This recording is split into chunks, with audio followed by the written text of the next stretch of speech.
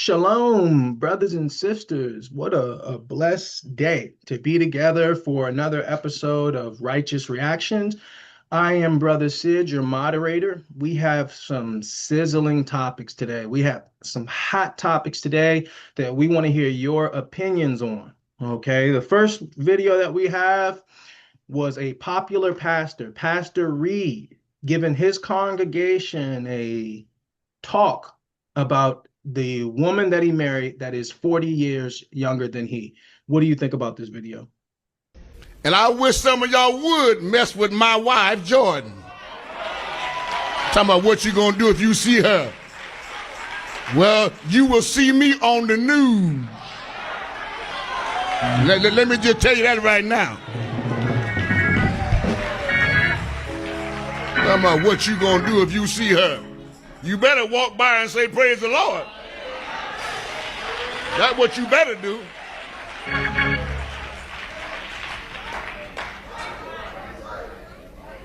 Because that's my wife. And she grown. She didn't need nobody to sign no paperwork for her.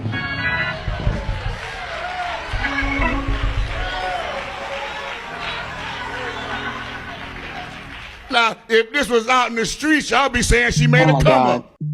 That's 63-year-old Bishop Reed. Okay, let's put that on the table. First question, ladies and gentlemen. If a man wants to marry a younger woman, how young is too young? How young is too young? If a man wants to marry a younger sister, how young is too young? Jump in here. Sister Miriam, you jump in here, sister. What do you think? What do you? I think that her being 18 is too young. I think the minimum is at least 20, but I really believe that it's about compatibility as well. I don't know if she's emotionally mature enough. I'm curious to know, like, what is he marrying her to mold her into a woman that he wants her to be? Or, I'm not saying that that's wrong. It's just that I think that she's may be emotionally immature. How many years would you say is too much? A year difference. If she was 18? Well, just generally speaking, even if she wasn't 18, how long do you think is if a brother wants to marry a younger sister, what age would you say, hey, this many years is too much, or anything less than this many years would be acceptable? What's your opinion on that? Age-wise, I would say, if she's 30, I would believe no more than like maybe 15 years, 15 okay. or 15 so. Years. Yeah. Okay. And why do you say 15 years, sister? Well, I think because I don't know. I just I believe that that by that time, by her age, hopefully, she's had some type of experience in the world enough to have, make sound decisions. She's still at childbearing age, because I would think that, well, I guess it depends on, it still comes back to, just are you mature? Are you Absolutely. Do you have enough experience, like life experience? Absolutely. So before we get some other opinions, Sister Miriam says, she says 15 years is the max. A man should not pursue a woman that's any more than 15 years his youth. Is that right, sister? That's your perspective on that? Yeah. Yes. Excellent. Excellent. Jump in here, brothers and sisters. Okay, we've heard what Sister Miriam has to say. What do you think, right? If a man wants to marry a younger woman, right? how young is too young? What's the difference here? Jump in here, Janae. I think my personal opinion is like 10 years, just because of the generations and like how much you guys would have in common. Um, Mhm. like I just feel like you lived a life before you even got with this person. And like you've already had like a lot of life experience. And when you're marrying somebody, you want to have some type of experience, some type of new things that you can do together, grow together, learn together. And with him being 63, he probably got grandchildren her age. That's weird to me. Like you have, because I think he said he was 63. Mhm. So I don't know if was she 23? Like that's 18. Oh, that's even worse. She's still a baby. Like you Mhm. just turned 17. You were 17 6 months ago. So or whatever. So to me, that's even weirder.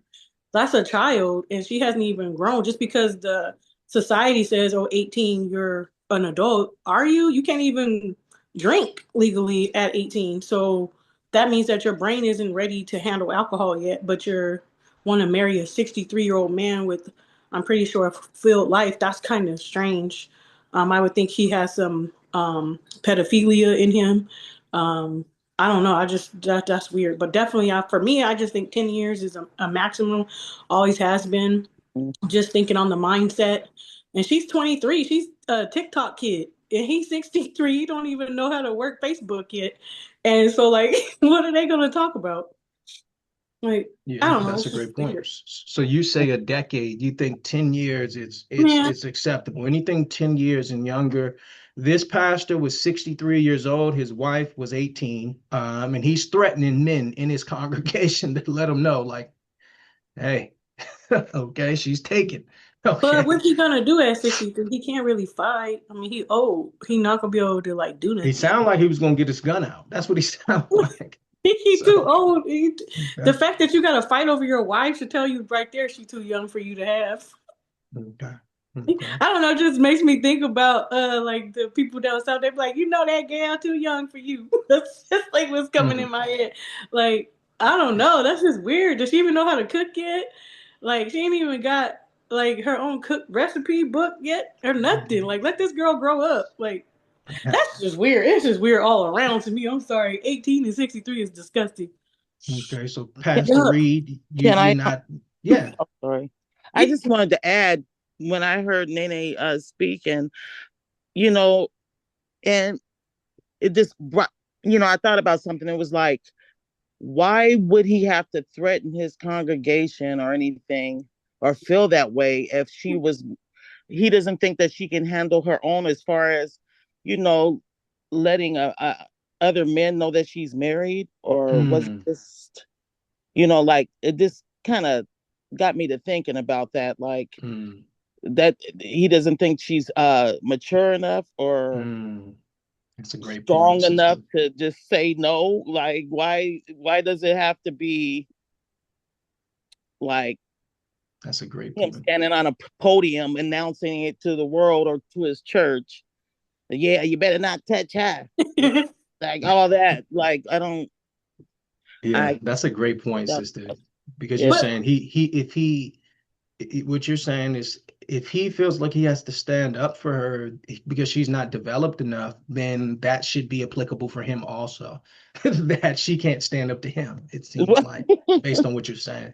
yeah. That's a Yeah. great point. That's a great But point, sister. I'm thinking over here because Jeff is 17. So you tell me in what 9 months Jeff comes over here talking about, oh, I got this girlfriend, she's 63.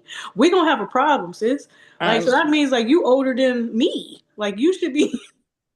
Yeah. I Ugh, Let's just can't imagine that. Like disgusting. let's that is. see what Oh, let's get sorry. Sister Danielle in here. Sister Danielle, what are you thinking about this? If the question is if a man wants to marry a younger sister, right? How young is too young? How many years would you say, hey, that's a line that you can't cross, you shouldn't cross? This story, this topic, yeah, that's too young for me. Agree actually with Janae, 10 years. And that's to me pushing it. And I think it just becomes because the more you widen that gap, I feel like the less you have in common. It's very rare where you have a young child such as her. I'm sure he grew up listening to old school music, if that, but Hmm. again, She Mhm. may not even know who the Isley Brothers is or Earth, Wind, and Fire, or, it becomes like, can you read a map? Can you, do you know what a phone book is? Mhm. Like, if I have to school you in these things, like, I feel like it's just a bit too young, Mhm. Um, and it makes me wonder, where's her dad? Like, Mm. because to me, when I see things like that, it makes me instantly think daddy issues. Some kind of way, um, maybe your dad wasn't, maybe she's trying to use him as a father figure. I don't know. It's just a weird dynamic to me. Wow. When I actually heard him issue the warning, it made me think that he knows it's wrong. Mm. Yeah, and the fact that you have to issue or put a disclaimer out there, to me, you already know it's wrong. If you have to ask, then you pretty much know what you're doing is wrong. Um, Interesting. that's just me. But again, I kind of touched back on either the frontal lobe. She's just too young. Yeah. Your frontal lobe is not even developed, and that's what responsible for judgment. Yeah. Yeah, you Um, made a great point. and I think it is for him, because like Sister Janae touched on, he's pretty much lived his life and she's young, she's impressionable. I don't care how much a teenager think they're grown, you're Mhm. still impressionable. And I just think I don't know. I'm curious to know what her parents thought, Mm. if anything, but That's a good point. So let me ask a qualifier, Sister Danielle, before we get one of the brothers in. Oh, excuse me. Actually, let I have to plug up my computer here, so I'm gonna have to back out. Brother Kevin, can you jump in here, brother? How long is too long? What the distance and age? How many years is too much?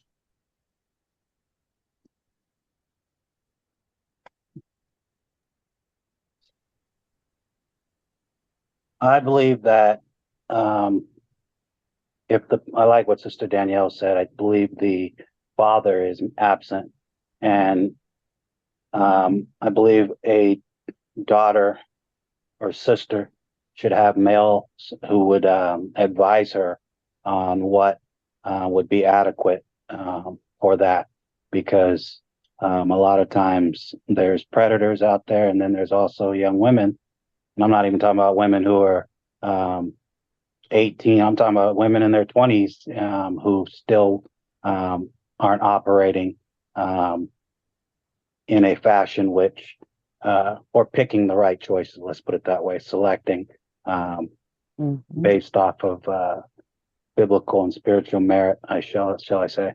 So I would I would hope that she had some advisors who are males, older, uncles, brothers, fathers, to give her some guidance in that. That's a great point, brother. That is a great point. Let's get Sister Franzi in here. Franzi, you saw it. Okay, the brother, this is a pastor. This is a man of the cloth now.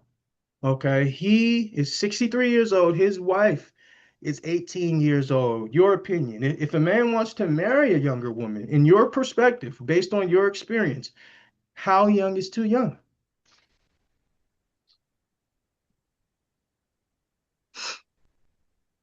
Honestly, I cannot tell you there's an age limit. And the reason why I feel like it determines on the maturity of the woman. And if we're going by scripture, and maybe if you asked me this a year ago, maybe I'll answer you differently. But by scripture, the man is supposed to be the ones that takes care of the woman. And if you biblically, um, the older man, I mean, all the prophets and everybody, they had younger women, and women were getting married at a very, very young age because the man is supposed to take care of the woman, the wife. Um, Nowadays, if we're going to go by what's going on now, it's kind of different. Things are different. But biblically, I would like to know, is there a crime for that? Mm, Is there an age for that? mhm. Because I can be very transparent. I've dated men that were 20 years older than I was um, when I was younger. So I've always dated men that were older than I was. So I don't know if I would I don't know if I would say if there's anything wrong until actually knowing the situation, the whole situation, not just a glimpse of it. Maybe they are in love. Um, Maybe the parents okay it because she is an adult, regardless of her age. Right. So I know, I want to be honest and Yeah. transparent about it. I don't see until I gather more information before I could make a judgment. I can't Yeah. make a decisive. I can't say, oh, it is weird or it's not weird. Definitively. Okay. I I Let me can't. ask a qualifier here, sister, right? Albeit, let's say everyone's legal, which is 18 and over. Your son, how young would be, let's say both parties are over, what advice would you be giving your son as too much? If he's the elder here and he's looking for something younger, what type of advice would you tell him? But the thing is with men is kind of different. The men, you Okay. have to be prepared because you have that responsibility. You're the head. So therefore, as a man, you know, like right now, my son is 22. You can't be dating anybody that's younger than 18 because it's not, the law has not made it legal. But as a man, a 22-year-old man, I don't think is can be responsible for anything because a man matures differently than a woman because a woman really doesn't have to take care of the household. The man has to take care of the household. So that's why I can't say the man and the woman. I can't if we're going to be fair, and I can't say that a 22-year-old man can take care of an 18-year-old child because I don't feel like a 22-year-old man could take care of himself. Right. So So, if a man is the head of the household, mhm, okay, if the man is the head, you have to be able to take care of yourself, but the woman really doesn't have to. right. So let's say your son, let's say he's 35 and he's pursuing an 18-year-old. Would that be okay in your eyes? It would have to be depending on the on if my son is 35, Hmm. he can take care of the woman, and if Hmm. they're mature Yeah. and this is what they want, it's legal. Mhm. Right. So it's Mhm. I'm glad to it's hear this from you. Being it's Haitian, I'm glad to hear it because your culture is different than everyone else here. So glad to hear the perspective from a Haitian well, perspective. yeah, but the thing is also I'm looking at biblically Hmm. also. Not Hmm. only that, in my recent studies, if you're the man of the household, you're the Hmm. and yes, long ago, young men, young women were married too, very, very Yeah. early, because you were taught how to take care of a man. You didn't go to school. Hmm. Hmm. My mother went to school only because my grandmother took her to Port-au-Prince to Right. live with her. So, and in the country where we lived, only men went to school. Hmm. So, um, That's a good point. it so you were there to submit to your husband, and you knew how to take care of your home, take care of Hmm. of the man. That's what you were groomed to do. So I don't know if I would say an age. Now, Okay. you know, quickly looking with the American eyes, with what I'm like, you know, but I would have to look deeper. Where is her Yeah. parents? Where's this? Where's that? That's a great nuanced perspective, sister. Really appreciate hearing that, an alternative there. Okay, well then let's get Quran. Brother Quran, jump in here, right? If a man wants to marry a younger woman, how young is too young, right? What is your perspective on this? What's your perspective on that, brother? So from my perspective, my mom had me at around 22. She was 21, and my dad would have been 35. So they have a 13-year age gap. And as far as I knew, for a good portion of my life, they were together and they were compatible and they were able to share things and have things in common and be together. And it didn't seem like the age gap was that far because of the maturity of my mom, you know. So I think Bronzy had a really great perspective on it, and I agree with her on a large part of what she said on how mature is the woman, um, and really what is the man? Why is the man going for women that much younger? I don't necessarily agree with the pastor being 63 going for the 18-year-old. He probably, I mean, I suspect he probably groomed her, honestly. Hmm. She's just a lot younger than he is. Like, I was doing the math, and he would have been 45 when she was born, She was born. Hmm. more than double her age, Great point. almost Great three point. times her age. So Mm, that's a good I point. really can't see how they could relate or what they're hoping, what he's hoping to accomplish with her. But even then, you know, it's her choice, and she made the choice to marry him, even though she knew he was 63. And Mhm. you know, people have autonomy. They choose what they do, especially in the system where you're 18 and Yeah. you're able to make a lot of decisions on your own. And I would say, me personally, I think the age gap depends on the age, you know. So, like, if somebody's 40 and it was somebody 60, I don't Mhm. see anything wrong with that. And a lot of Mhm. people probably wouldn't think that would be weird. But if they were, say, 20 and 40, a lot of Mhm. people would probably look at that That's a good more point. odd. That's a great point. And that's because of the maturity level. At 40, you should be able to take care of yourself and Mhm. know what you Mhm. want in life. And if you're going for Yeah. somebody 60, you know, all power to you. You know, Yeah. 30 years old going for somebody uh 60. Like if she was, Mhm. you know, 10 years older and it was a 33-year age gap, I don't Yeah. think people would be tripping like that. Mhm. And I wouldn't, you know, you're 30, Yeah. you're trying to be with a 63-year-old man, go and do it. But It's a good perspective.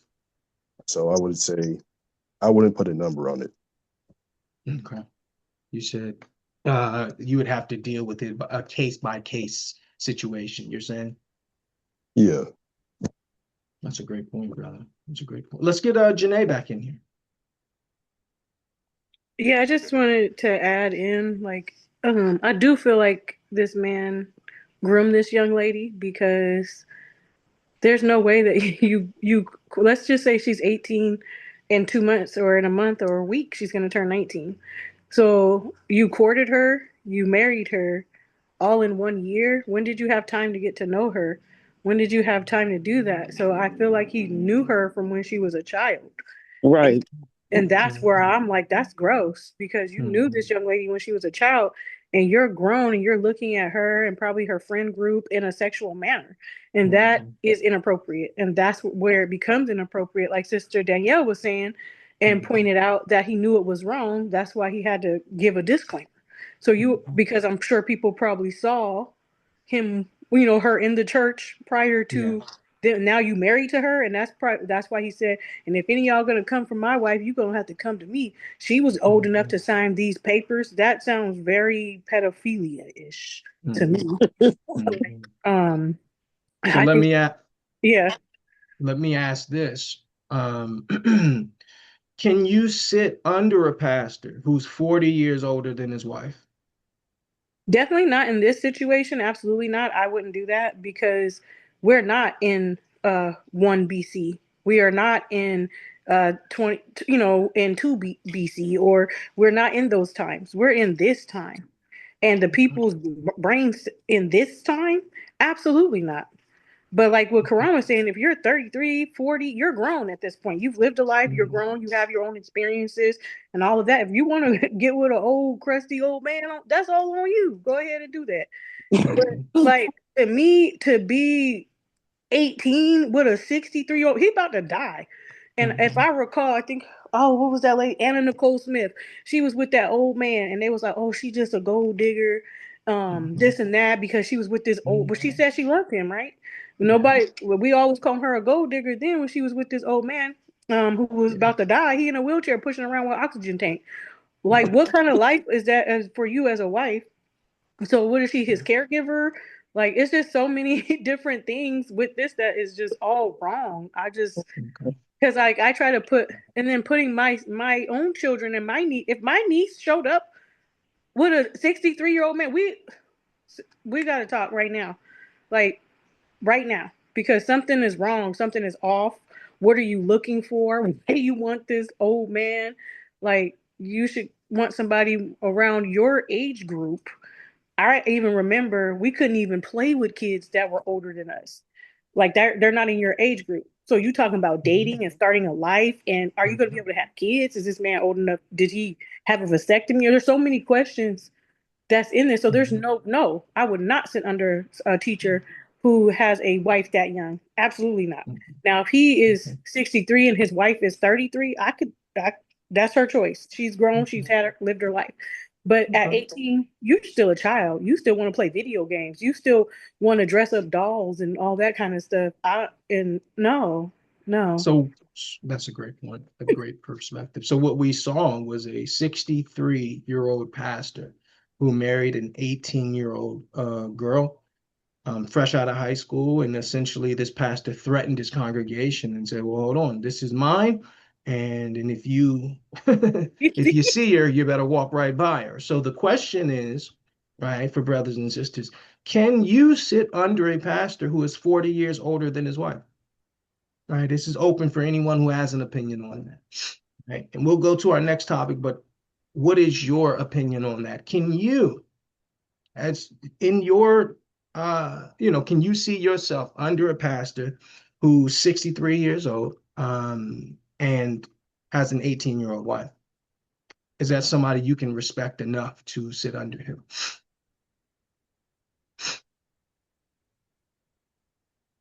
Okay, well, let me say, Quran, you want to jump in? Yeah, I was gonna say no. I agree. With Janae, even though I said, at 18 you have autonomy legally, I just think, in my opinion, it's incorrect because of the age gap. Like I said, I did the math. He would have been 45 when she was born, and the fact that they're already married, I suspect he groomed her. And how he was acting about it and his mannerisms, I just believe he's not really a humble guy anyways. Yeah. I think he has quite a bit of pride. Your old Christian pastor eating his pork, what I'm saying, every day. Yeah, I don't trust him. I wouldn't trust him enough to be able to confess anything to him, really talk to him. I'll probably be thinking about that half the time. Like, why is this man 63 with this woman who is younger than me? Like, and I'll say the water, brother. I'll say, I think you're all correct, especially Sister Franzi, where it's hard to put an age on it. I think if you're over 40 years old, I think the age gap can be as large as the Grand Canyon, over 40. But I think under that, I think 10 years. The reason why, number one, that pastor, as a man, if I see a man 40 years with a young girl, 40 years his youth, I'm thinking this man has a problem with lust. That's what I'm thinking. This man has a problem with lust. And I'm not going to change my mind on that as a man.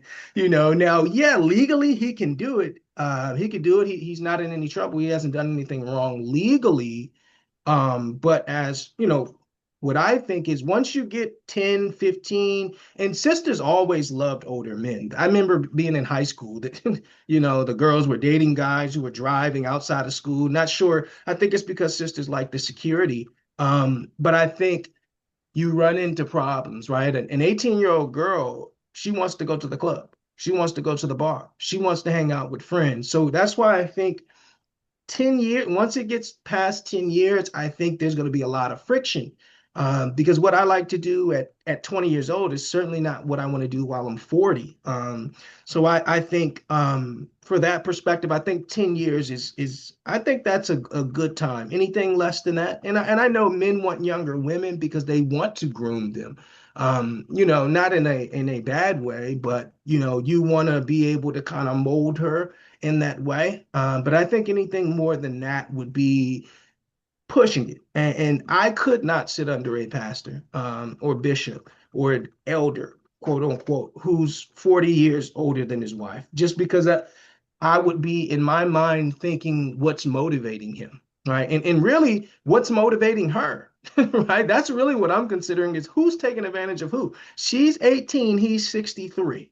Is he taking advantage of her or is she taking advantage of him, right? So I think anything more than, 10, 12 years, it will be, you could do it, but I think you'll have a problem. I think that the marriage will not last just because the culture, the things that you like to do, the music that you grew up on, all of that, right? That brother, that sister don't know none of the songs he grew up on. Okay. He's 63 years old. She's 18. And he already feels the need to threaten. He's worried. He's worried that these young men may try to get close to his wife. And I'm going to tell you, no man, I wouldn't wish that on any man, that he has to fear that he can't allow his woman to go to the store alone. He has to, be the patrol. And I'm sure that that's what that brother is. He's threatening his church because the young men who are thinking, hey, you know what that brother can't do what I can do. No, that brother 40 years older than you. So I think the fear that he would have no rest, I believe, right? With a sister like that young, he would be very jealous, in my opinion, and he wouldn't be able to rest. So that's kind of what I wanted to say on that topic. And we're gonna get into our second video. We're gonna wrap that up, okay? Let's talk about how sisters are raised, right? How are we raised? How are young girls, or how are women, right? Even yourselves, how are women being raised when it comes to understanding the value of marriage and how that's supposed to go? Take a look at this video, okay? Take a look at what this sister says. This sister was an ex-LGBT, and this is what she had to say. I used to be gay. A lot of people don't know that. I was in a marriage with a woman for 11 years. I was the man. So when it comes down to it, no, I did not get appreciated. I barely got loved. It was horrible. So that is why some men come out here and be just doing their own thing, don't even care, because, bruh, the experience was shit. No woman is just out here trying to help her man. She expects her man to just do for her.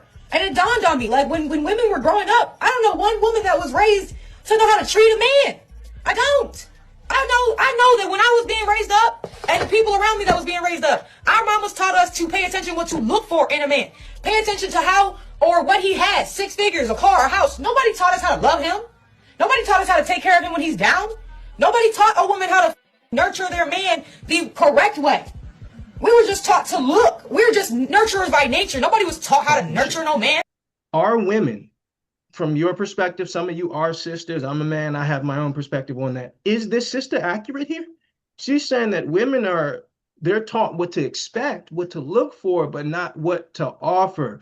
So the question is, are women, our sisters, are young girls taught how to build a healthy mutual partnership and how to treat a man?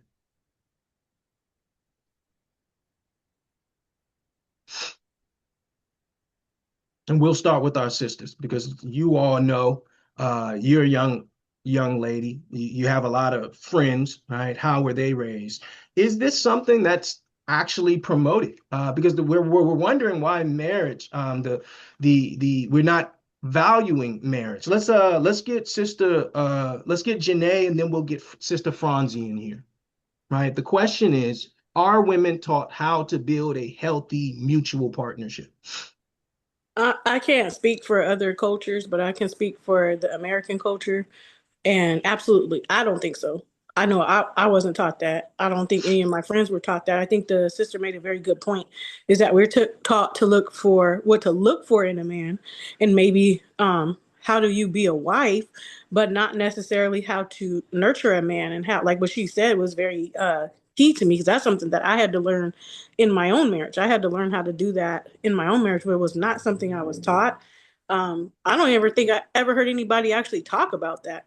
So it's almost like foreign when you do it. And then other people are like, why are you all up under him like that and this and that? And you're submitting to your husband. Why are you submitting? Because as we know in American culture, as soon as you say that word submit, people get so offended, like really offended. Submission does not mean slavery. Submission means he's the head, he's the leader. There's a leader in everything that you do. When there's two or more, there's going to be somebody who's going to be in the leadership role.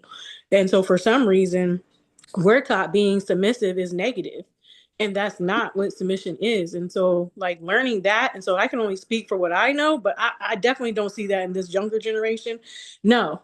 And I've said this before, I don't think our older sisters are doing a good job of teaching our younger sisters as they're supposed to in Titus.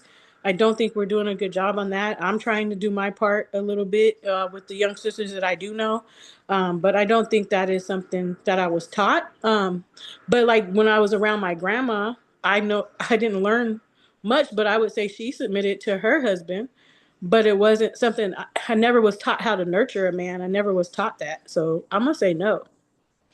Okay, that's a great point. Let's get Sister Franzi in here. So, me growing up, I was always taught, and I grew up with my grandmothers. I was always taught to take care of a man. I learned how to cook at a very young age. I had to learn how to wash by hand, clean the house. I remember Saturdays waking up in the morning and all the boys are playing, and then all the girls are inside cleaning the house and make sure the laundry done. At a very young age, I was responsible to wash my socks, wash my ribbons, because I used to be in Catholic school, so we used to have ribbons and socks. And very, very young age, that was my responsibility. I learned how to cook at the age of 10. I can cook basically a full meal, marinate chicken. So, but the thing is, my grandmothers both were Haitians. So in the Haitian culture, like I said before, you even though we were in America, we were still Haitian. We have to learn how to take care of a man, because it's the man's responsibility to make sure that they took care of us. They were the providers. They were the head. So we took care of them. So, take care of the household, make sure that there was even a song I remember my grandmother used to say, there's no man that's going to be bringing you back home because you don't know how to cook a chicken, or so it's like different things. So, but I've noticed in America, the Americans, no, I don't feel like they've been taught. They're worrying about what the man could do for them, not what they can do for the man. Half of the people don't know how to cook anything. They know how to order very well. They can dress up very, very, very, very well. But that's basically it. So my grandmother used to have a term, um, um, outside clean, inside no clean. So outside they look beautiful and clean, but when you go inside their house, it's not clean. So um, so I've noticed that, growing up, I grew up differently, and some of my friends, they didn't have to go and start cooking when they get after school, and put the beans, and then, start putting the meat out and start marinating the meat. But I had to do it. So Mm. it's kind of different for me. But I've noticed that the young Haitians, the young girls that are coming here that are raised in the United States, they're adapting that same American mentality, and Mm. they're not cooking neither. So I've Wow. noticed a lot of the young ones are not, they're takeout queens. So Mm. they're not cooking neither, and they're not cleaning and things like that. And the thing is, when you submit to your man, the man was, and I started, learning. I'm learning certain things because certain things that my grandmother taught me, of course, came with me. But there's certain things also, I'm gonna be honest, that I started adapting, like the submission thing. It's now that I'm, reading the Bible more and seeing you submit because the man is supposed to submit to you. They're supposed to take care of you. Yeah, that's a great point, sister. You're saying, hey, in Haitian culture, this was something that was common. But in American culture, it seems like sisters are not getting the training that God says they should have. So that's a great point there. Who else has an opinion on this topic, right? Are women taught from as young girls how to build healthy mutual partnerships, how to treat a or their future husband? I want to say something. Jump in here, sister, please. I think for the most part, no. Um, I think being a good wife or spouse is not just about cooking and cleaning.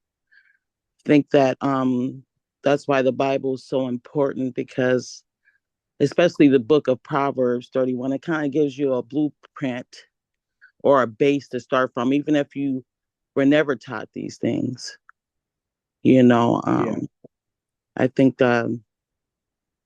once that's why it's just important to keep the commandments, and Yeah. and read your Bible,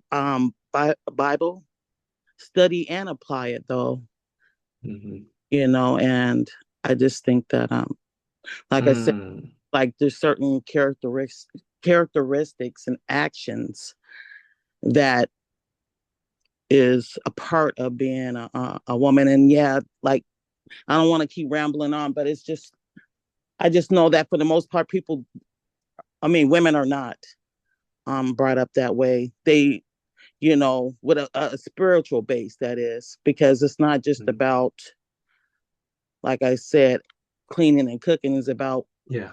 if you can support that man um, with integrity, you have to have strength with that. It's just there's this it's multifaceted. It's not just Yeah. That's a great one. point, sister. That's a really good point about the Bible being that manual. Even if you weren't taught it, there's never too late to learn it. So absolutely. What I always suggest to sisters is if you do want to be married, because we have a lot of sisters that follow our church, I say, well, sister, I would suggest you write down the characteristics of the man that you want. All right, write down those characteristics. Primarily not physical traits, right? But I would say the fruits of the spirit, right? Write down that. And then subsequent to that, write down the traits of the woman you think that man deserves. Right, the man this type of man, what type of woman will he be attracted to? Right, and then you start becoming those things. Right, you start becoming those things because the Lord says a man will find you. Right, and when a man finds a wife, he finds a good thing. So women, they attract what they are. So if she starts to put on these characteristics that she believes this man is drawn to, the man will find her. He will be drawn to that. So you're making great points, sister, of how the word will help sisters, even though some of our older generation has failed our sisters. The Bible is very clear. It says older sisters should teach young women how to do these things. And now I see why, hearing from you sisters, that this is something that's so uncommon. What do you all think about this, brothers and sisters, right? Are women taught how to build a healthy mutual partnership? Is that something that is being taught here? Speaking in the United States.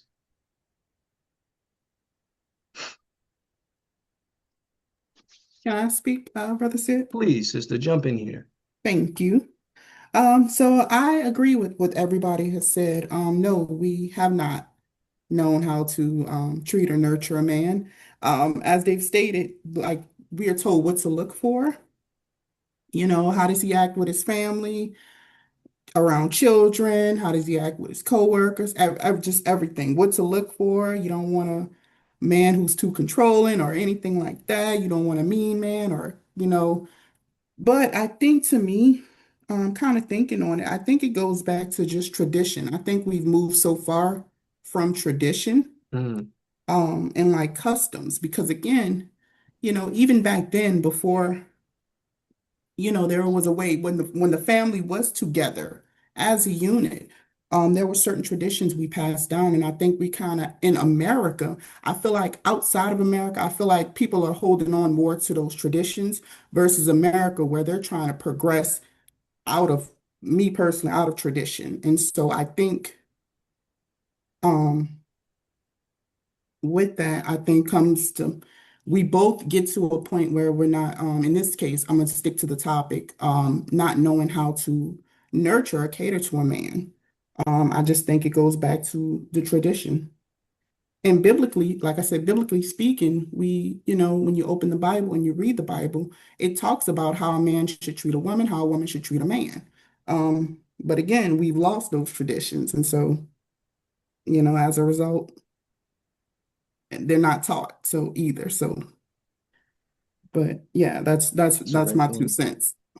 So Sister Danielle says that because we have lost, our traditions, we've lost those things as a community, that these things are not being taught.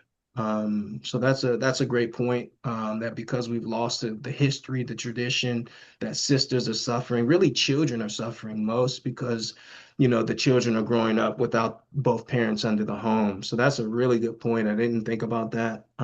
Great point. What about brothers? Jump in here, brothers. Don't be afraid. Are women, based on what you understand, are sisters being taught, right, how to build a healthy and mutual partnership? Yes or no? Why or why not? Why isn't it? If it's not happening, why is that?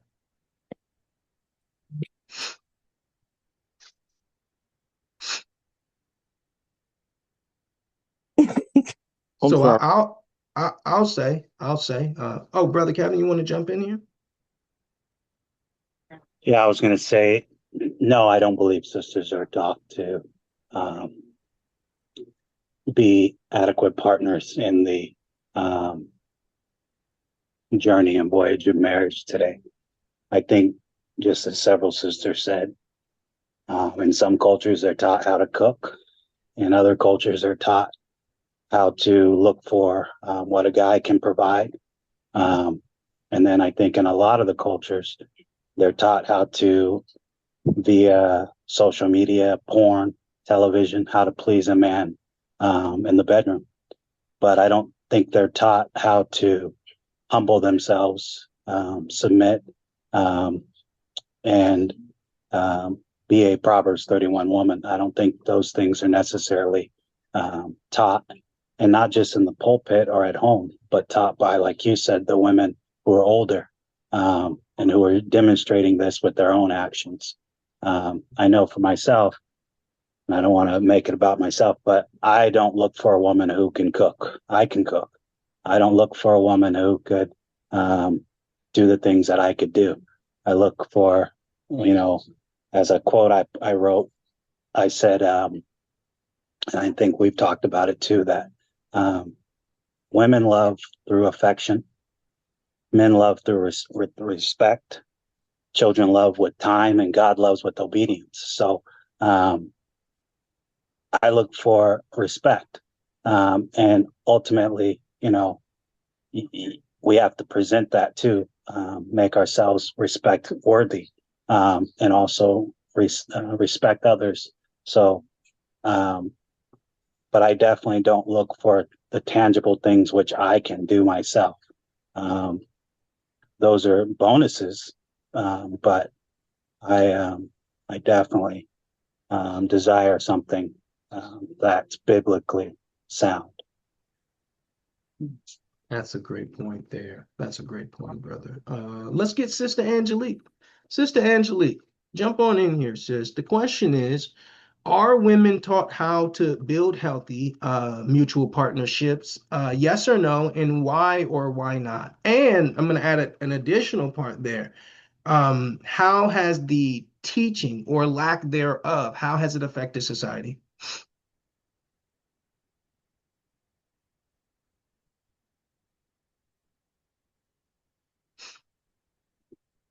Oh, yeah, I think you're on mute, You're sister. We mute. can't You're hear. muted. So I agree with what everyone else has said so far, as far as straying away from biblical teaching, and also, um, and I really think it goes. What I hear is a lack of trust. A lot of it, it's a woman won't submit because of trust. We're Mm, taught to look for what they can provide and what they can do and all these other things, because what's really heavily promoted now is independence. And when you submit to a man, it is tradition is oppression. And I could see how it could be like that, just because of how far we've come, historically, with being in the house and not being able to work, to now we can. But there's definitely a power imbalance, a lot of power imbalance, a lot of, get what you can get, because nobody's going to be good to you anyway. And I do believe that we are not raised to not just do all the cooking and cleaning and all the traditional things, but we aren't taught to like emotionally support men either, and if they cry, they're weak, or they're not supposed to express emotion. We are expected to just expect them to provide in the ways that are, financial and a roof over your head and take care of the kids. And as long as he's doing those things, he's fine. And the assumption is that men don't need emotional support. But I feel like men, and especially men of color, uh, if anybody needs emotional support, it's them, because of how much the world puts on them and how the world perceives them. And again, I'm not saying there aren't shitty men in the world, excuse my language, because there are. But none of those negate the fact that if we are leaning towards the Bible and what the Bible says, we should be submitting to our husbands. But that also means that we are to be choosing husbands. And I say husbands because I know, like, I'm not looking for a boyfriend. I'm too old to be looking for a boyfriend. So, when I do get married, I am looking. I wouldn't even be with someone that I couldn't trust. And so, mm. um, the assumption, and because of the hyper independence, I can take care of myself. I've taken care of myself for a long time. But listen, I be praying because God, I'm tired. Jeez, I'm tired. Yes, send me.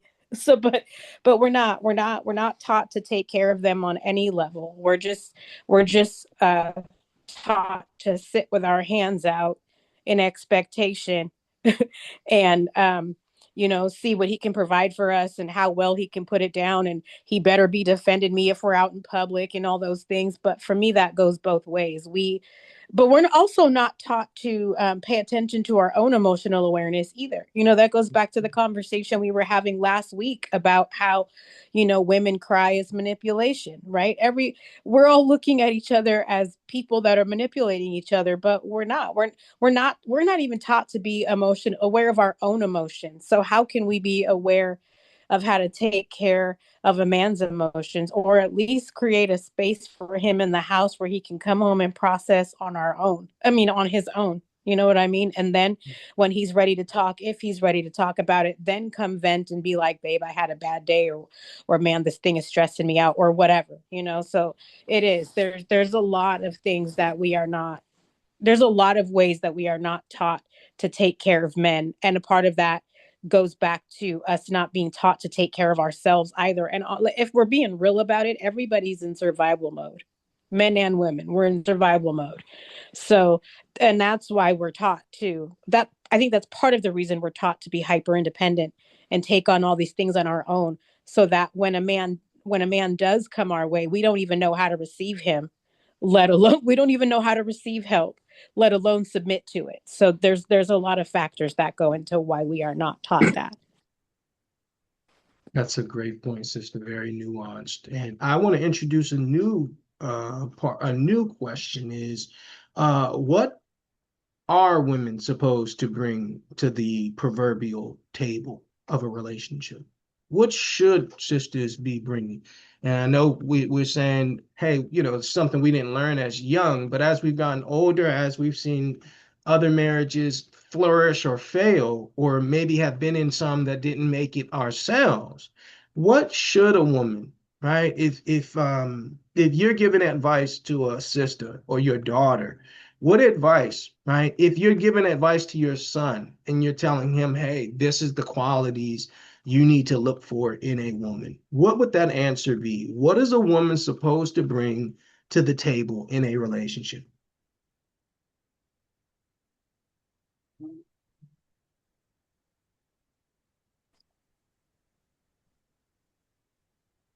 I'll go. Number one, I think a woman should bring respect. I think we need to learn that we're not equal per se, but there is equity in a relationship. But knowing how to respect a man, you definitely need to bring that. You need to know how to take care of a home, because if you're supposed to be the homemaker, you should know how to take care of a home. And I feel like everybody needs to learn how to take care of a home because you got to live. So you definitely should be bringing that. You should also be bringing whatever you can to help the man achieve his vision. So your natural state as God created you is to be a helper and a helpmeet, not a servant. And I think that's what we got to make clear. Not a servant, you're a helper. So where you see he lacks, that's where you're supposed to help. So she should also be calm. She should use her words wisely. She shouldn't be loud. And as we would say, ghetto, we don't want nobody loud and ghetto. These are the things that I tell my son to look for. Look for someone who follows the Lord. That's number one. And the question you should ask is not, do you believe in God? How do you serve God, and what God do you serve? I think that is important, because nowadays everybody's going to say, yeah, I believe in God. Okay, but what does that mean for you? What does that look like? Do you have your own relationship with God? Because I feel like if you have a relationship with God, you're going to have certain standards, you're going to have certain morals, and there's certain things you won't do, and there's certain things that you will do. But if you don't know where you stand with God and you have no idea, that's probably not somebody you want to be in a relationship. She's not ready to be a wife. And so the woman already needs to be a wife in order to be found. So somebody who's secure in herself, I think, is important. Have her own ideas, because you don't want a robot either. So these are things that I tell my sons to look for. And you want to make sure that she's feminine. You don't want a masculine woman who wants to be married to another man. So how does that look for you though? What is femininity to you? You need to kind of find those things out. Just a softer person, I would think, all around, somebody who's opposite of you. Because opposites attract. That's a great point. That's a really good point. Let me hear, especially from we'll hear from both brothers and sisters, but as sisters, knowing, hey, predominantly our community is struggling in these areas, what would you say? What would you say, brothers and sisters,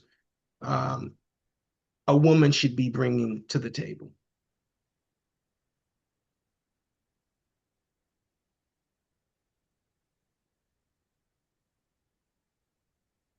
Let's get Brother Kevin in here.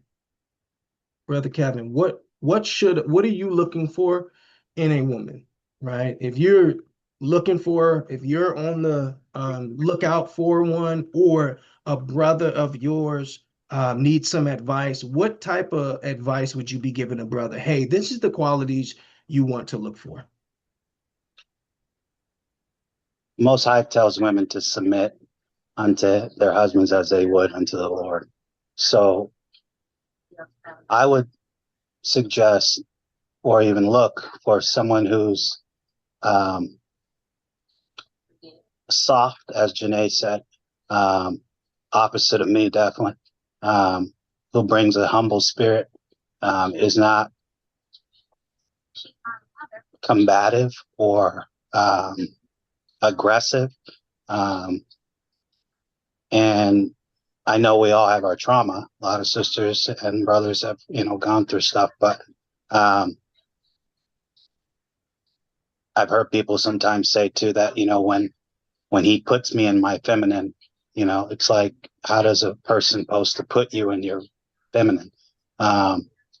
So I want a feminine woman. I want a woman who's a woman, not just in verbal, a woman. I'm a woman. I don't want to just hear it. I want to be able to visually see it, and I look at people like my grandmother, who was a feminine woman, soft-spoken, catered, loved, but most importantly, she loved God, and she tried to love my grandfather not like he was God, but looking to do what God instructed her to do, to be there for him. And she wasn't, she supported him even when he wasn't up, and she never went outside the house and brat or talk negative and down about him. She actually elevated him in public. And a lot of these things, I look at her as what I would want in a lot of ways. So, yeah, there's a lot, but we're all still growing. We're all still learning. And I think, we just got to keep pressing on. That's a good point. And Sister Miriam, she hit the nail on the head where she said, we sisters don't even really know, right? So you would need to lean on the Bible to actually learn those those concepts of hey, how do I actually take care of a man? How do I keep a man happy? How do I communicate my love to a man?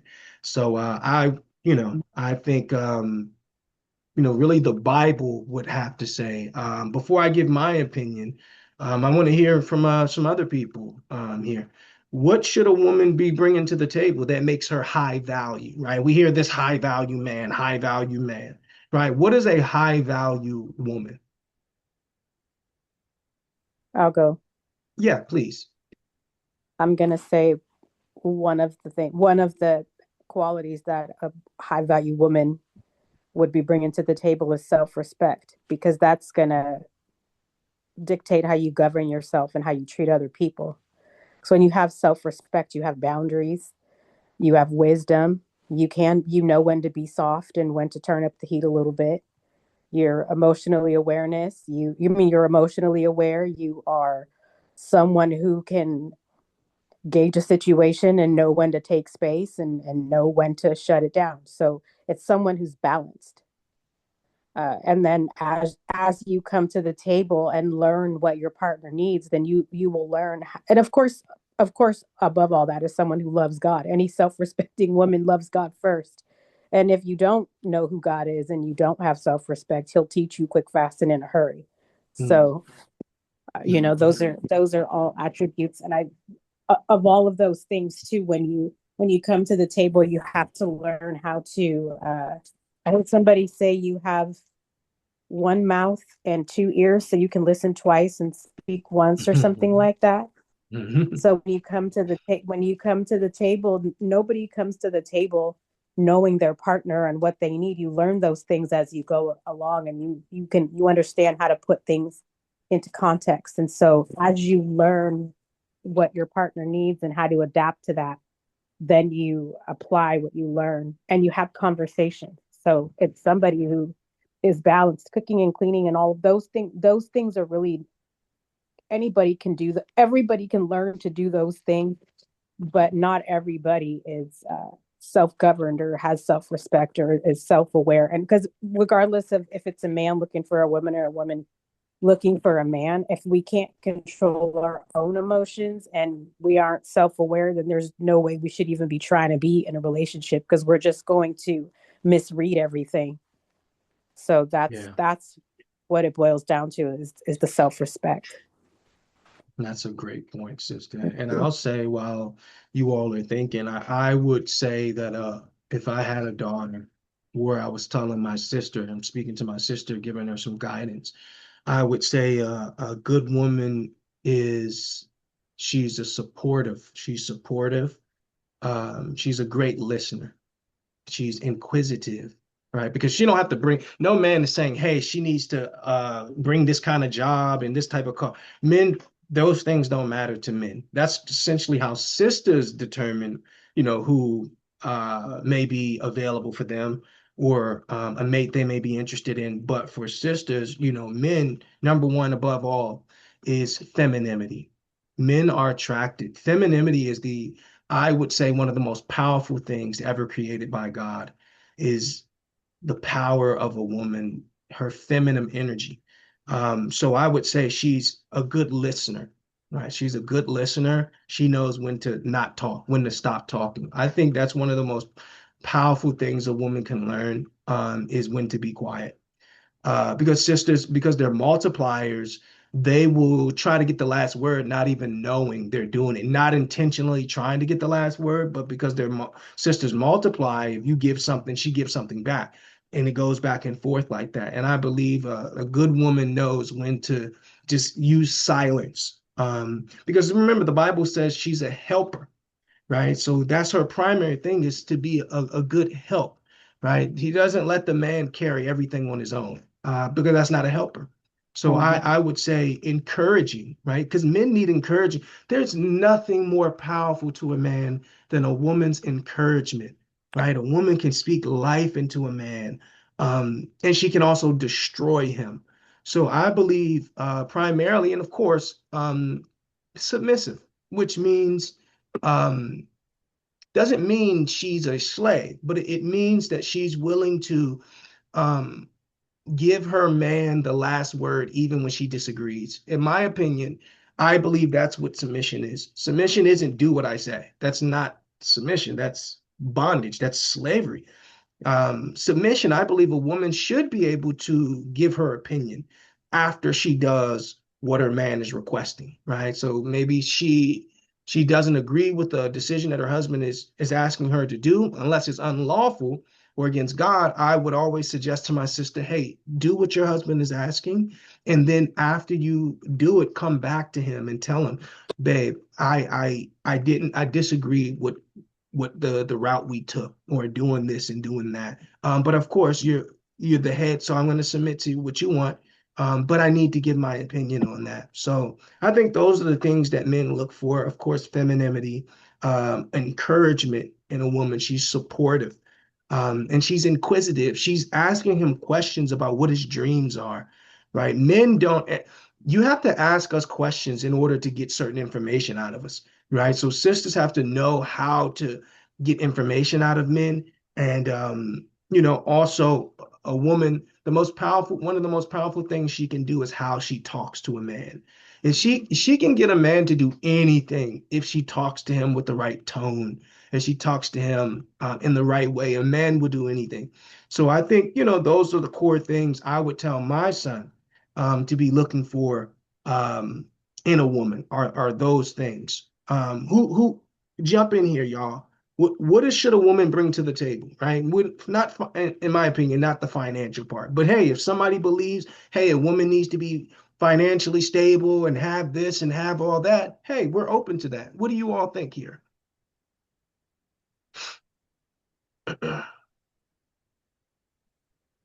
Okay. All Yeah. right. So I honestly think first and foremost, a woman should one who fears the Lord. To me, that's first and foremost, because again, the beginning of fearing the Lord is the beginning of wisdom and knowledge. And so I know you spoke a while back, saying knowledge is something to know. Wisdom is knowing how to use what you know. And I think that's important because, again, as one of the sisters stated, like, you have to learn each other. And so that's going to take time. You don't necessarily come to the table knowing each other. And I think actually fearing the Lord will get you there, of course, because he, again, made the husband. So of course he know how to help you or give you discernment and how to navigate the relationship. And then I think the next thing would be Galatians 5:22, because that's the thing I instantly thought about was fruits of the spirit. Love, joy, peace, gentleness, goodness, faith, all of those things. Of course, other things, but that's the first thing I instantly thought. And again, like it's a learning curve. You're learning about each other. And so, but I think a good woman would be one who fears the Lord, and then fruits of the spirit. That's Wow. You can learn how to Yeah. cook, you can learn how to clean. But I think I think you're doing yourself a disservice if you don't even begin to fear the Lord. You got to at least start there first. Wow. That's a great point, sister. The fruits of the spirit. Wow. I always say, we always hear about the Proverbs 31 woman, but what about the Proverbs 31 man? What about I always say, when you get a Proverbs 31 woman and an Ephesians 5 man, a man who's living out Ephesians 5, a sister who's living out Proverbs 31, that's what the Lord wants from us, right? That's what the Lord wants from us. We hear the Proverbs 31 for sisters. We know about it. But men as leaders have to, I believe, embody Ephesians chapter 5. And in fact, let us talk about the man. What should the man, because it seems like everyone's tight-lipped on what the woman should be bringing to the relationship. What about the man? What is it the responsibility of a man to bring into a relationship, into a marriage? What do you all think about this? What is the man supposed to bring to the table? I can go. I think men should bring, first of all, they need to learn how to be a teacher. So I think you need to be a teacher because you're going to have to teach your wife things. You have to be patient. The Bible says, like you said, that a man is to love his wife like Christ loved the church. And Christ died for the church, and the church is the one who gave him up. So you have to learn how to be patient. You have to be kind. Women cry. We talked about this last week, and I will say this all the time. That's how we deal with our emotions. We cry. And sometimes we don't even know why we're crying. So you have to be okay with that too. I think a man also needs to be a provider and a protector. And that's not just financially. You need to be able to, and physically protect me spiritually, like protect me if you see me doing something, that God probably wouldn't like. Maybe I don't know about it. And just like you said, if a woman can have power to encourage you through her words, a man can have the same type of power to teach me through his words. But you have to know how to be gentle because we are the weaker vessel. So as the weaker vessel, words really cut us a little bit different than it does for you guys. So I think knowing how to be gentle with the woman is important. And then also, I need to be safe with you. I need to feel secure with you. I need to be able to walk around basically like somebody who's naive and doesn't think anything's going to happen. That's how I should feel in your presence, like a child, because as we learned in previous Bible studies, that the woman is the man's baby. And if you look at it that way, you wouldn't talk to your daughter in a certain manner. You wouldn't treat your daughter in a certain manner. You would protect your daughter at all costs. And that's how women need to be treated, or wives need to be treated by their husbands. And I think that's very important, that you protect the home, take care of the home, and also provide for the home. And then that's how you get that submission, through your trust. You need to be, of course, monogamous, because the Bible says you should have your own husband and your own wife. So I think that's very clear, that if you have other people that you're dealing with, I don't trust you. How can you trust somebody who lies? So honesty, and I think that goes for the woman as well. You need to have honesty in that relationship too, and be a good listener, because we talk a lot.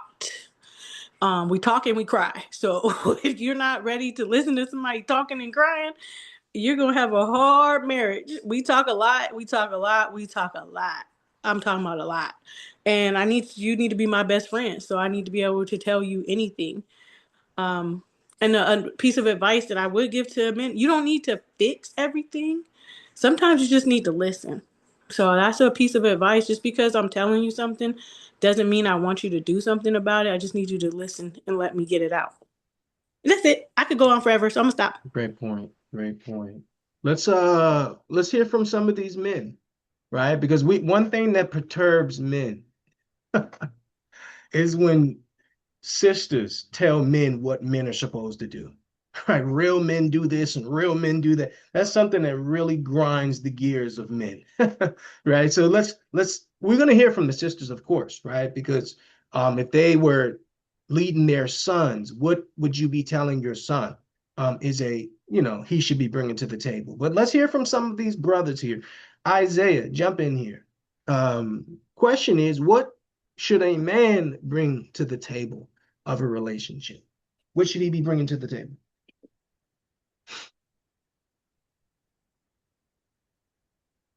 I think you're on mute there. Okay, something's going on with his mic there. Okay, let's get Brother Quran in here. Brother Quran, what should a man bring to the table? I think number one thing a man needs to bring to a table is his love for God. He should always put God first in this relationship and never. He should do his best to not idolize his woman, because when he starts idolizing his woman, that's when he starts falling off.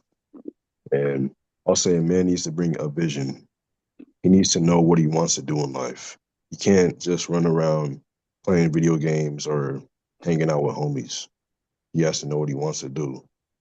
And through that vision, a woman starts having trust in him. A man needs to be able to, put things in place.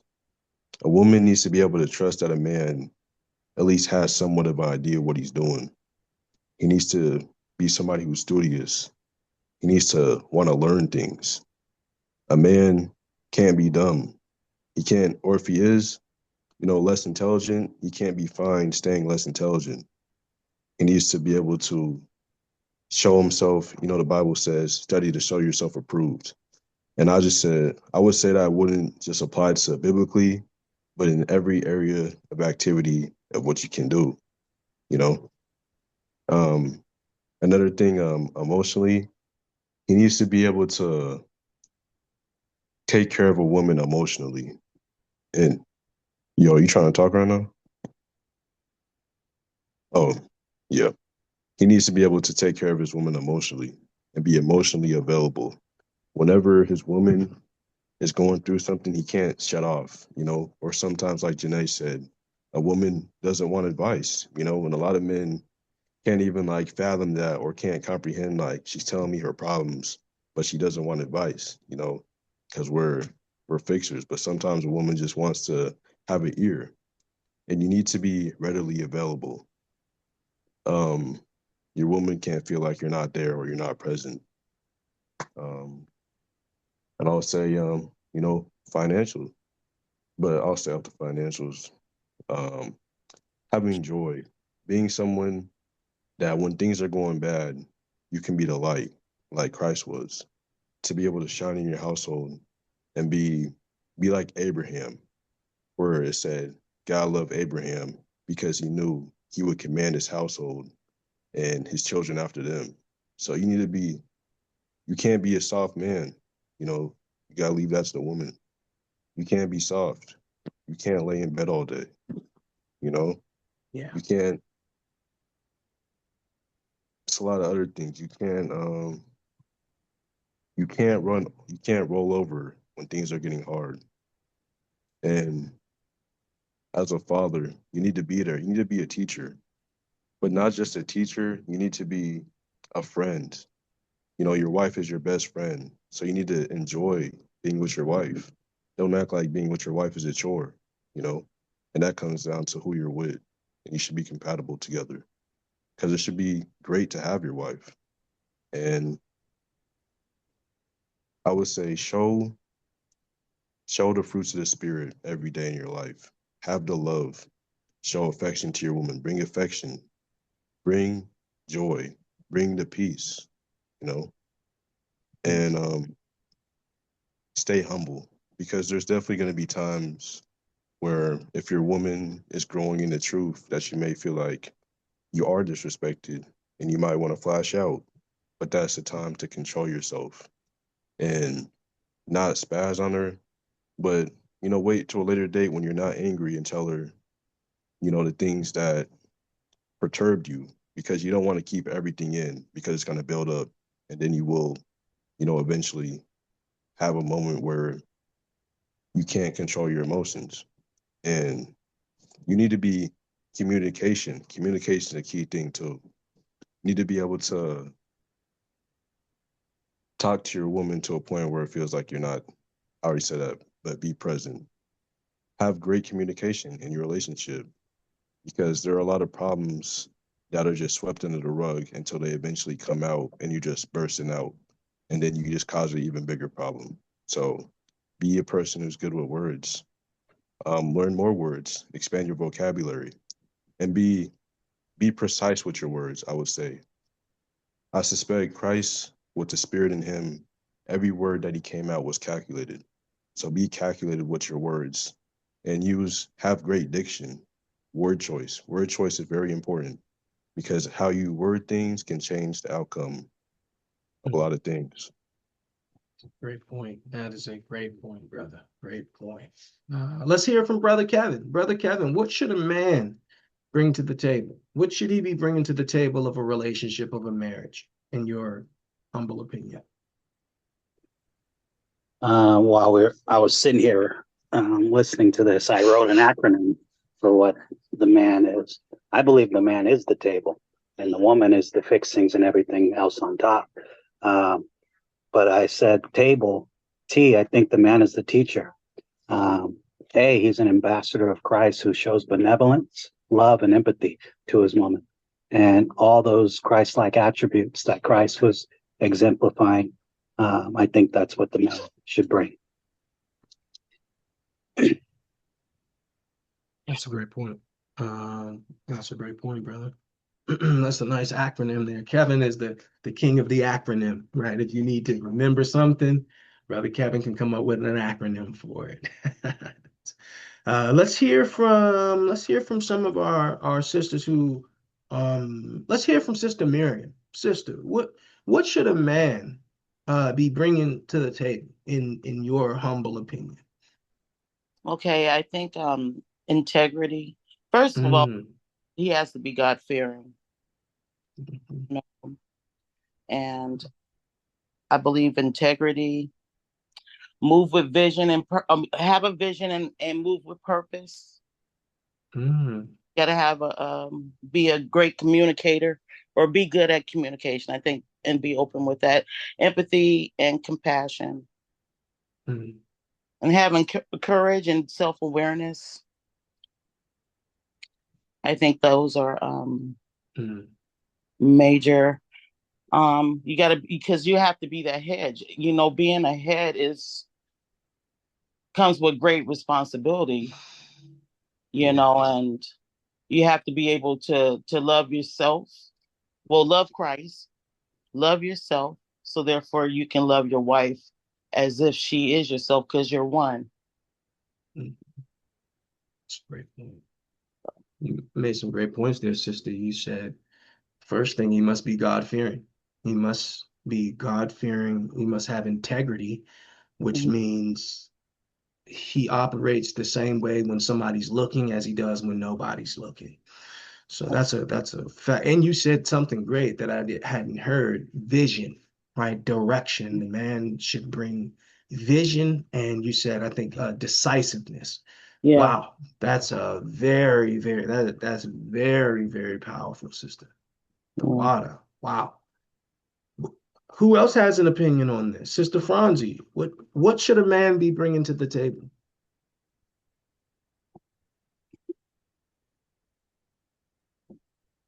I agree with everything the other ladies and gentlemen were saying. I don't think there's anything that I can add to the only thing is I hear people say God-fearing, and I see different people have different what does that mean? That's what I Mhm. so Mhm. and it means different things to different. I notice that people say I'm God fearing, and then okay, and don't live your life like like the Bible or like Christ like. So Mm. sometimes I don't understand. I hear a lot of that nowadays. It seems like that's a trend, but I like to say, okay, what does that mean to you? I can tell you what it means to me. Okay. God fearing to me is keeping the commandments because you understand that He can kill your body and your soul. It's not just, Mhm. people can kill your flesh, but they can't kill Mhm. your spirit like Christ can or God can. Mhm. So to That's a good fear point. the Lord is to keep the commandments. That's a great point. My wife always says that I didn't know this, that a lot of men play the religion card to get women. They say, hey, I'm a Christian, or I'm very religious, I'm very spiritual. I had no clue that men use that as a as a pickup line, I guess. I had no clue of this because I had recently heard a sister say when a man says he's religious, she goes the opposite direction. So I had no clue that men were actually using this. So Sister Miriam brought that point up, which is, hey, keeping the commandments of the Most High. If you love me, you keep my commandments. That's a great point because Franz, you talked about it. She said, hey, that could mean anything, right? Yeah, Men. that's what I noticed, that a lot of men are like, well, I'm God fearing. I'm like, okay, what does that mean? What does that mean? Mhm. And because a lot of men are saying that nowadays, to me, that's the new catchphrase. I'm God fearing. Okay, so what does that mean? Mhm. Pick up What does on. it mean? That's such a great point. That is such a great point. Does anyone else have an opinion on this before we go to our next clip? Okay, okay. So we're gonna go to this next clip. Though I don't celebrate my birthday, or we don't do it in my home, really, this next video has a sister celebrating her birthday, her and her man, and you won't believe who she invited. Take a look.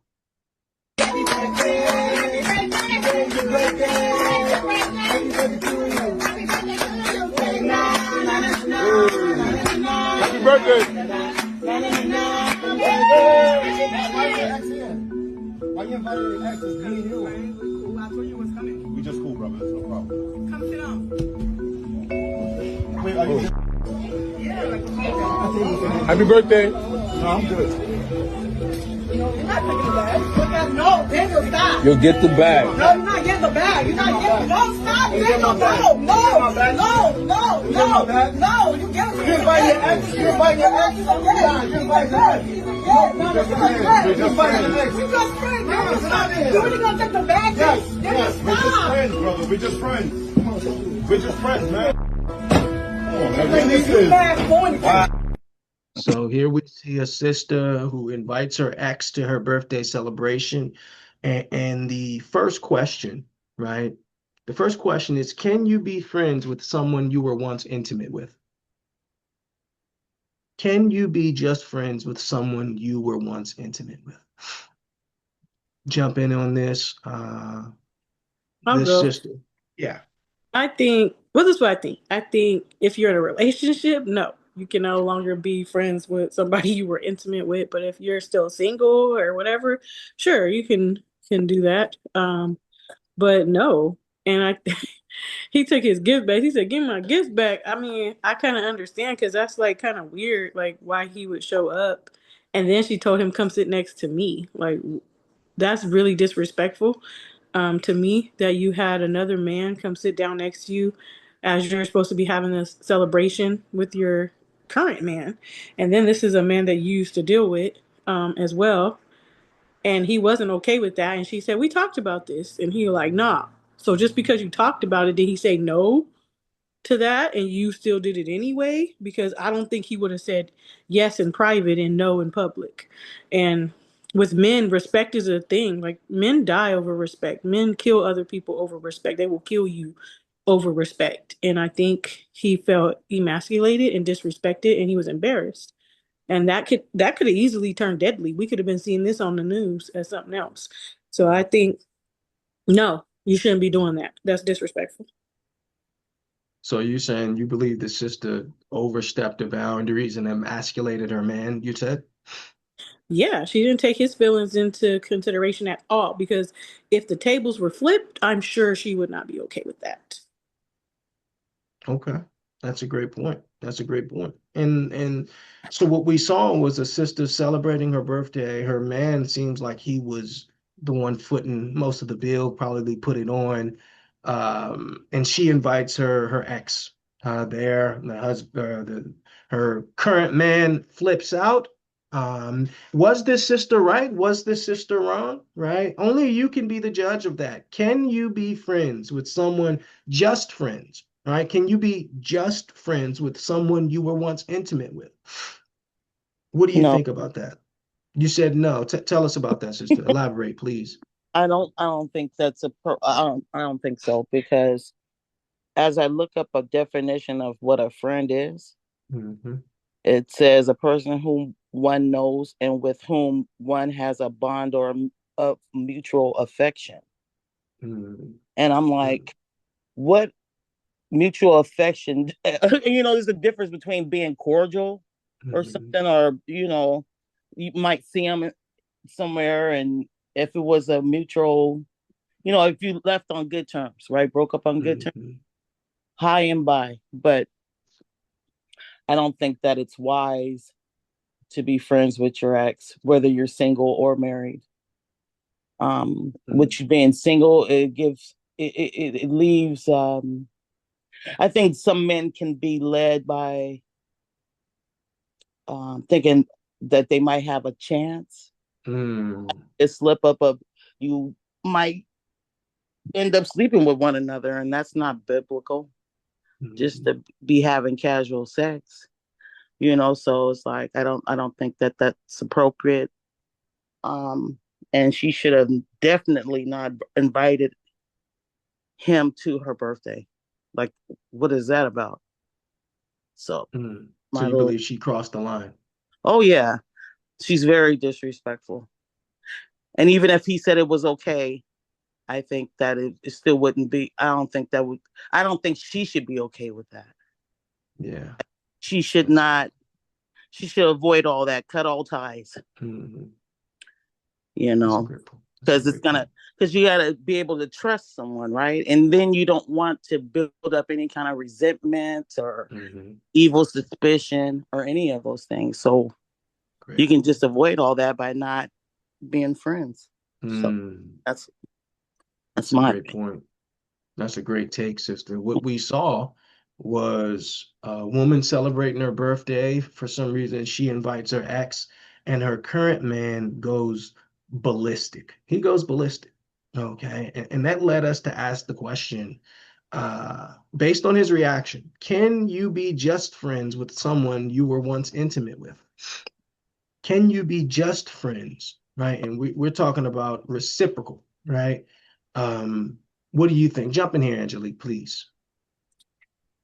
I'm gonna say you can't be you can't be friends because there's a reason you're still friends with your ex. Somebody is getting that attention every once in a while from that ex. And it's just, I used to think you could be friends with an ex when you're single, but you really can't be close because when you do get in a relationship, one of you gets into a relationship, it creates confusion. Mm, And now there's lines blurred and you never know who thought you never know what people think. And so for that, I just don't understand inviting an ex to a wedding or anything you're doing with your current partner. That it's mm, disrespectful. It's disrespectful. And she wouldn't like it if even if he was talking to the ex to invite her on the phone, he wouldn't like that. And mm. so I don't know where you find these videos, but all these girls are friends. They must have a group. But yeah, That's a good point, it is sister. definitely disrespectful. I mean, I say it every time we talk about it, but it's facts. You never put your Mhm. partner in a position for another person to feel like that person has one up on them ever. Mm, So that's a by great point. inviting her ex to that Mhm. birthday party, even if they Yeah. were just cool, even if they haven't had anything going on in 10 years, that man now her ex now thinks he has something like one up on her man and thinks he can, get that old thing back because just off an invitation. So you just never put your partner in a position to be set up. It's a setup. You just never put your partner in a position to be set up like that. So she was all the way wrong for inviting that dude and then had him sit next to her. I would have took my stuff back and bounced too. So I don't think he overreacted or he was in the wrong. Like, men have feelings, you know what I mean? And especially somebody who's been probably taking care of you and being nice and showing up the way they're supposed to. All these complaints we have against men, and that one shows up right and you want to invite your ex to the party. I'm taking, matter of fact, I'm not paying for nobody that's here either because he probably was going to pay for everybody. Now y'all going to be in the back washing dishes. Yeah, straight disrespectful. You make great points, sister. Great points. So the question was, brothers and sisters, right? Can you be just friends with someone you were once intimate with? What do the men think? Let's get brother Kevin in here. Let's hear from the man here. One of the men here. Sorry. I believe you can be friendly, but obviously if you're in a relationship, she would have to be friends with both of you guys, or not at all. It's obviously going to be up to how your partner feels on that. It's your spouse. But I don't believe that it's an easy feat when emotions were involved. And I look at that situation in the video and I say, after that situation, I'm not sure that she's going to want the ex-boyfriend because he didn't protect her, quote unquote. He didn't allow her to keep the gift. He just let this other man strong arm her essentially and take back what was his essentially that he gave. But so I don't know how strong or firm or solid that relationship or friendship will be. But like I said, I believe it could be friendly, but it's going to have to be discussed. If you're single, I believe it can be possible. But if you're in a relationship, that's going to be an interesting situation, to say the least. That's a great point there, brother. Let's hear from Quran before we get some of the sisters, Sister Franzi, Danielle in here. Brother Quran, can you be just friends with someone you were once intimate with? What's your opinion on that, brother? I don't believe so. And that's because I don't know, I don't really have like female friends besides like the woman I'm courting.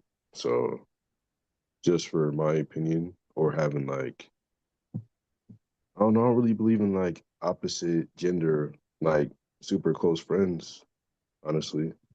Like just my opinion, I don't have really a purpose for it. I can't yeah, so just having opposite gender friends in general. But no, I couldn't see it working out because eventually you'll get with somebody else and then it's gonna cause tension if you're actually a friend with this person, because I think Sister Miriam said it.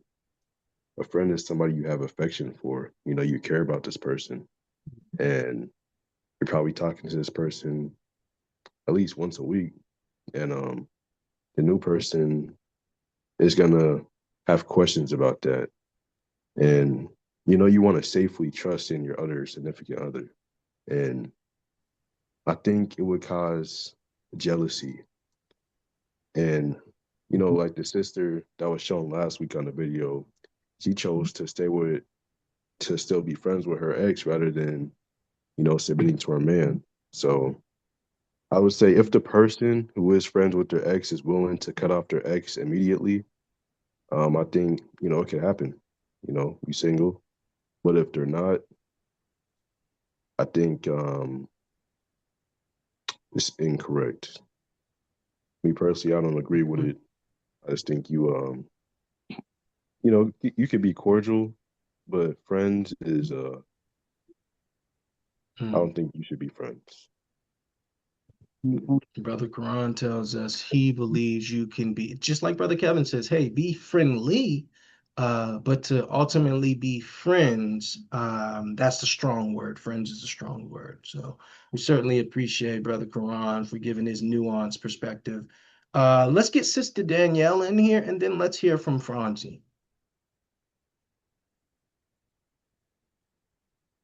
And the question is, can you be friends with someone you were once intimate with? I would think no, especially when you've crossed that that line, that sexual line. I just don't think it's possible. To me, I feel like there's a reason why you broke up. Um, and if it didn't work in the relationship, I feel like there's no need for us to be friends. But it doesn't necessarily mean we can't be civil or respectful to one another. But again, there's a reason why it didn't work out. Um, I just kind of, I'd have to let that go. I just don't think it'll be possible. There's feelings there. It's just messy. It's a messy situation. And so I would avoid it at all costs personally. But I mean, it's possible, but I do believe I don't think if you can avoid it, just avoid it personally. Mhm. So Um, you've said, I'm sorry to interject. Let me let oh you no no no finish. no no no no. But I was just saying, it made me think just seeing the clip, do unto others. Well, what is it? Because I just pulled it up. But as you would that men should do to you, do you also to them likewise. So it Mm, just if roles were reversed as far as that relationship, I definitely wouldn't appreciate my mm, my man, his ex there, or however the case may be. It's kind of tacky. It's classless. It's tacky. It's not respectful. I just don't think how she thought that would go over well. Um, mm, mm, but yeah, I feel like it was just a selfish move, personally. Maybe she was mm, just trying to get a good gift. I don't know what she was trying to do, mm, but I don't think she thought it through well enough. I don't yeah. think she cared to think it through, to be honest. But I just don't think it'll work, especially if you were intimate once. I don't, it's blurred lines, and you Mm. can't unblur those lines. So Sister Danielle says you can't get that toothpaste back in that tube. Once it's out of that tube, you can't put it back in there. Right. So it's a great point, sister. I do believe once you're intimate, it definitely blurs the lines. It definitely blurs the lines. Let's hear what Sister Franzi has to say about this. Can you be friends, just friends, quote unquote, just friends, with someone you were once intimate with? Is that something that can be done? And we're not speaking of just you. We're speaking to the majority, right? We're not just speaking to the minority, because of course, there's exceptions to everything. But just what's your perspective for the majority? I'm kind of happy you said that because I can. I can do it. I've done it. I've but the thing is the way that the young lady did it, that was not cool. I would never invite, and my partner would have to know this person ahead of time. Like, my friend, they would have to meet and he would have to be cool with it. Or if he's not cool with it, if I'm celebrating, and this is supposed to be an intimate thing, I'm celebrating, I don't think you need to be there. Um, and it has to be with boundaries. and it just depends. It depends on the relationship. But I cannot be dating somebody I'm and I have a friend that, well, I was intimate with, and you've never met him, you don't know anything about him, and then all of a sudden he shows up. Mhm.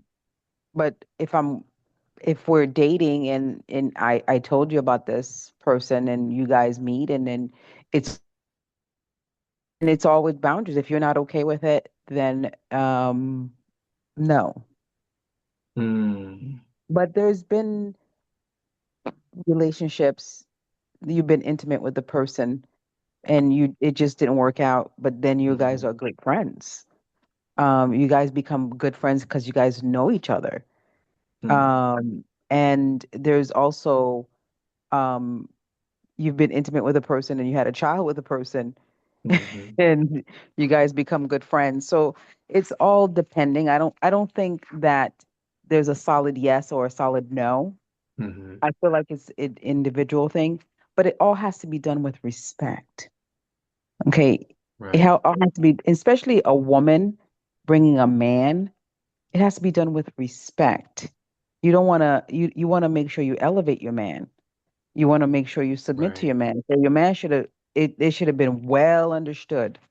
But the way that she reacted, I don't know what she was looking for, more attention than what she was getting. Mm. I don't know if it's her pride, and I just don't understand. The way that she was acting was not good. That shouldn't have been. Maybe you should have Mm. let your man invite. Mhm. He was the one that's obviously doing the celebration. The man maybe should have see if he should invite him. If your man invited him, then that's different. Yeah. And they have to Yeah. be me. I have levels of friends, like different Mhm. levels. So if you're not in my close circle, we can say hi, bye. We can be, like Kevin said, friendly. Mhm. Um, but if I'm in a relationship, if you don't know the person, no, you can't come in there. Mm. So, That's a great point. but can you be friends? Like I said, I've done it. I'm gonna Mhm. be transparent. Yes, Mhm. I've done it. But once the person was not comfortable Mhm. with my ex coming around, that Yeah. ceased. That's a great point. So you're saying, Sister Franzi says there are exceptions to the rule, but by and large, typically no. And very nuanced. Sister Franzi gave a very nuanced perspective. I disagree with her perspective. I think she's genuine, right? I think Sister Franzi's genuine. When she says, "Hey, I believe this can be done," because for a man, uh, once a man, if I believe, hey, you know what, I've gotten her horizontal once, then I can get her horizontal again, Mhm. and that's typically how men think. And at that point, because the friends don't want to get each other horizontally, and so I believe that is, men operate. They think that way. If I was able to do this before, I can do that again, and because of that, I think a sister may be genuine, right, on her side, but there's no way that uh, leaves a man's mind. And I think every brother would probably um, acquiesce and say, that they're in agreement with that. So ultimately, I think it cannot happen. Do I believe sisters believe they can do it? Yes, because they're genuine and they don't know men in that way and how men think. And being a man, I know how we think. So I would say, yeah, is there exceptions to the rule? Sure. But by and large, I think if a man is thinking about, once again, getting you horizontal, that's not a friend. And it is on the man's mind um, when he's in the presence of a woman he's been there with. So because of that, I think you would need both sides to be genuine. As Sister Franzi says, hey, she was genuine on her side, but I'm not sure how how genuine it was on the other side. Let's get Kevin in here. Jump in here, brother, please. The reason I use the word friendly is because I don't believe people genuinely be friends after that. I believe they'll be friendly, because I think that word friend is vastly overused and undelivered underdelivered by people who claim to be friends after their involvement. Because what's a real friend? And most times those people aren't there who you call on 24/7. And we know that women, they always have girlfriends. So a person who they've been intimate with, they're not going to be the ones to run to them and call them about things that they have, cry on their shoulder, come to every celebration, be there through thick and thin. They're not. Those are just what I believe to be friendly. Occasionally catch up, say hi. If they celebrate holidays, they'll wish them, but they're not friends. So that's why I say it's friendly, you know. Absolutely. That's a great point, brother. I appreciate giving us, highlighting the nuance there, and how loose the word is being utilized. So that's a fabulous point there, brother. And I want to ask this. I want to ask on the backside of that video, was this man being insecure by breaking off the relationship? Was he doing too much here? Was he being insecure, or was he operating appropriately? Can I add something? Yeah, jump in here, sister. I'm curious to know, after that incident, did the woman go and start talking to this ex about her relationship? Because that's not something that you're supposed to be doing. You shouldn't tell your mom everything either about your relationship. Your relationship, once you become, well, I'll just say married, you're supposed, that's your household, and certain things should not household business. And I wanted to read something regarding that. I think that might be appropriate for this discussion. It's in Micah 7:5. And it says, trust ye not in a friend, but ye not in confidence in a guide. Keep the doors of thy mouth from her that lieth in thy bosom. So with that, what I've learned from that particular scripture is that even you shouldn't do too much pillow talking with your own wife that you lay down with.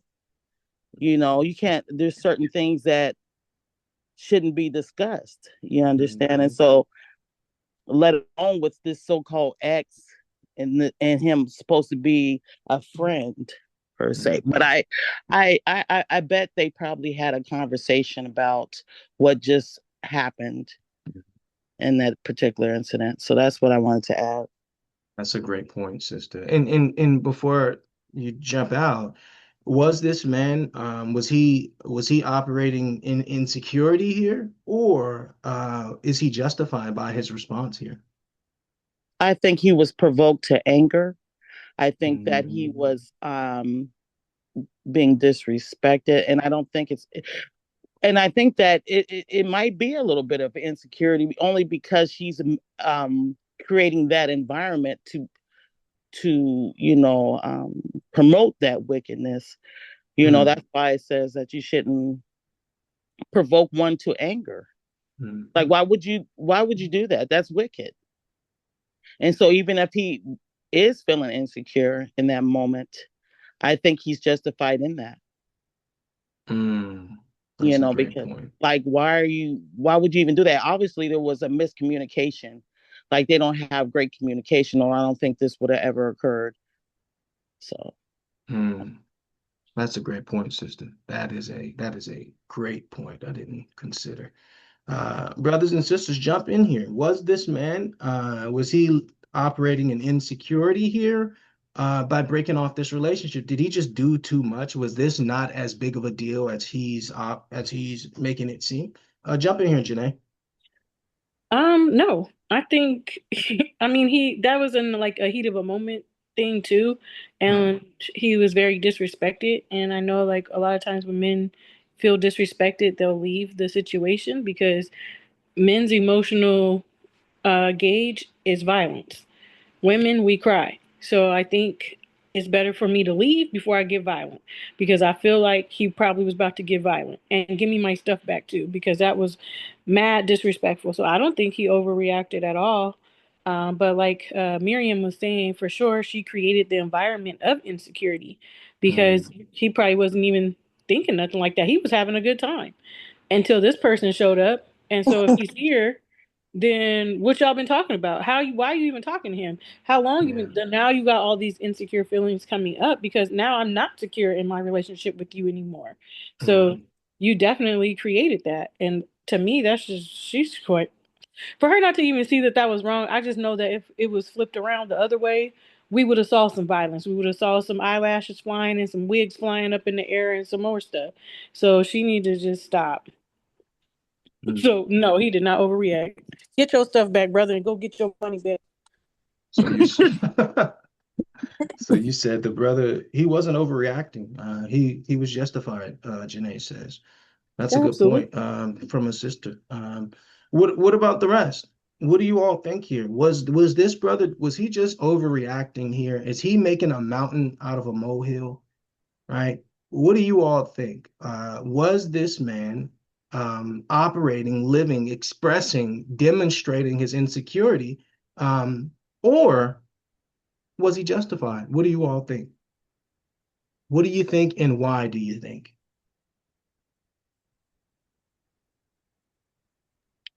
I believe he was operating. Sorry, I believe he was operating out of feeling offended. Whether his offense was merited or not, he was operating out of what the situation called for, I guess, or what was presented to him. As Janae said, the sister created the environment, and he was operating based off of how he felt. Whether he was justified or not isn't up to me per se, but I believe the brother felt he was offended, disrespected, and chose to act accordingly.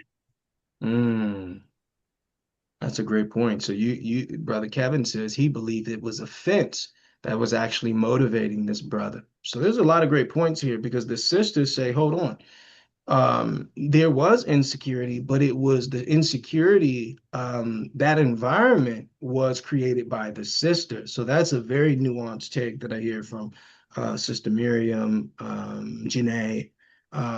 What about the rest? What do you all think here? Was this brother being insecure by breaking it off, taking back his gifts? Was he just being petty here, or was this justifiable? What do you think? Yeah, jump in here, please, Sister Fonzie. What are you thinking about that? I don't think he was being petty at all. I feel like it was justifiable. And even though, we want to say we may say it's his ego, but he was disrespected. He is a man. He was disrespected. I feel like that was nothing else but disrespectful. And I don't feel like she even thought about it. She was just thinking about herself. And I just feel like she was looking for attention all kind of way, and like Jen said, it could have been messy. You see how big that guy was? Yeah. It could have been messy. So he just, to me, he just took his stuff and left. I wouldn't leave my stuff neither. He took his stuff and left. Let the other man give you a gift. And it seems like he gave her a purse, which probably was not, a $200 purse. It seems like it was like a Louis or something like that. So I would have why would I leave my money for it? Let the other man give it to you. I feel like his reaction, maybe we may say it was petty, but he's a man. It could have been a lot worse. You make a great point there, sister. That's a great point. Can I add something too? Yeah, please, sis, please. This is what I forgot to add, because for me, as I study the Bible, it talks about like celebrating your birthday in the first place. Like I forgot which prophet that was when he talked about the day of his birth was like hell, basically. Like I mean, like the day of his death is better than the date of his birth. And so I just wanted to read something from the Satanic Bible. Okay. And it talks about how birthdays for the Satanists. What page is this, sister? I'm sorry to I believe interject. it's what is it? I think page 96. I want to Okay. say All right. between Let us see. 93 and 96. Okay. And so, according to this Satanism, a person's birthday is the highest holiday at the time for self glorification and enjoying personal pleasures. As Satanism centers on the self, not deity, Satanists celebrate their own birth as a supreme event, distinct from traditional religious holidays. So why I wanted to bring that out is because if this is like a wicked day in itself and it's all about her, then I can see how she would have been selfish in that moment, because that's a day that's all about you, and you're glorifying yourself. So she doesn't give a damn what anybody else is. Maybe like she's probably not even considering, like the sister was saying, like his feelings or anything, because it's all about her in that moment. So that's such a great point, sister. Yeah. That's such a great point. And I'll say essentially what they're saying is, hey, the birthday is the highest day because it's about self-exaltation. It's about exalting yourself, which is celebrate me, right? And that's really, it leads into a very proud day. And typically that day is all about you. Everybody has to focus on you, give you things. And I remember being in the world, and I never went to Bible study on my birthday. Okay. I was going a bunch of places, but it wasn't Bible study and it wasn't church. I could assure you that. So that's a great point, because now I could see how, as Sister Francie said, she didn't look like she was even questioning it. And I can see when the day is all about you, why you or how you could make a situation like this. I personally believe that birthdays are days to celebrate your mom, right? Your mom did all the heavy lifting, right? The 9 months of selflessness, right? The pain that she went through, giving up her shape, her figure, right? So I believe on birthdays, that's a day to celebrate our mom, because we just showed up, right? So on my birthday, I always celebrate my mom. Because I believe that is if there's any day, you got Mother's Day and all that, and that's cool or whatever, if that's what you want to do. But I think the date of your own birth is a day to celebrate your mother and just to remind her. 10 months of pregnancy. Thank you from the nurse, our registered RN head nurse. Okay. That's great perspective on that. Okay.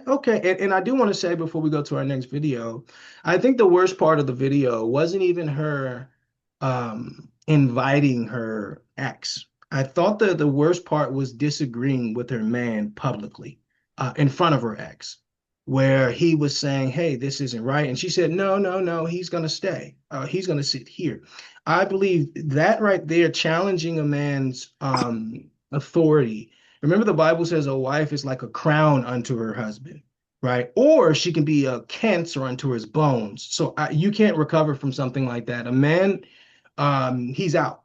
When you do that, when you challenge that man like that in front of, especially your ex, yeah, he's not going to recover from that. He's not going to recover from that. He may try if he's a good brother, but ultimately, it was a public disrespect and disregard for the man's desires. So I believe that was ultimately what was the nail in the coffin, proverbially. Janae, did you want to jump in here?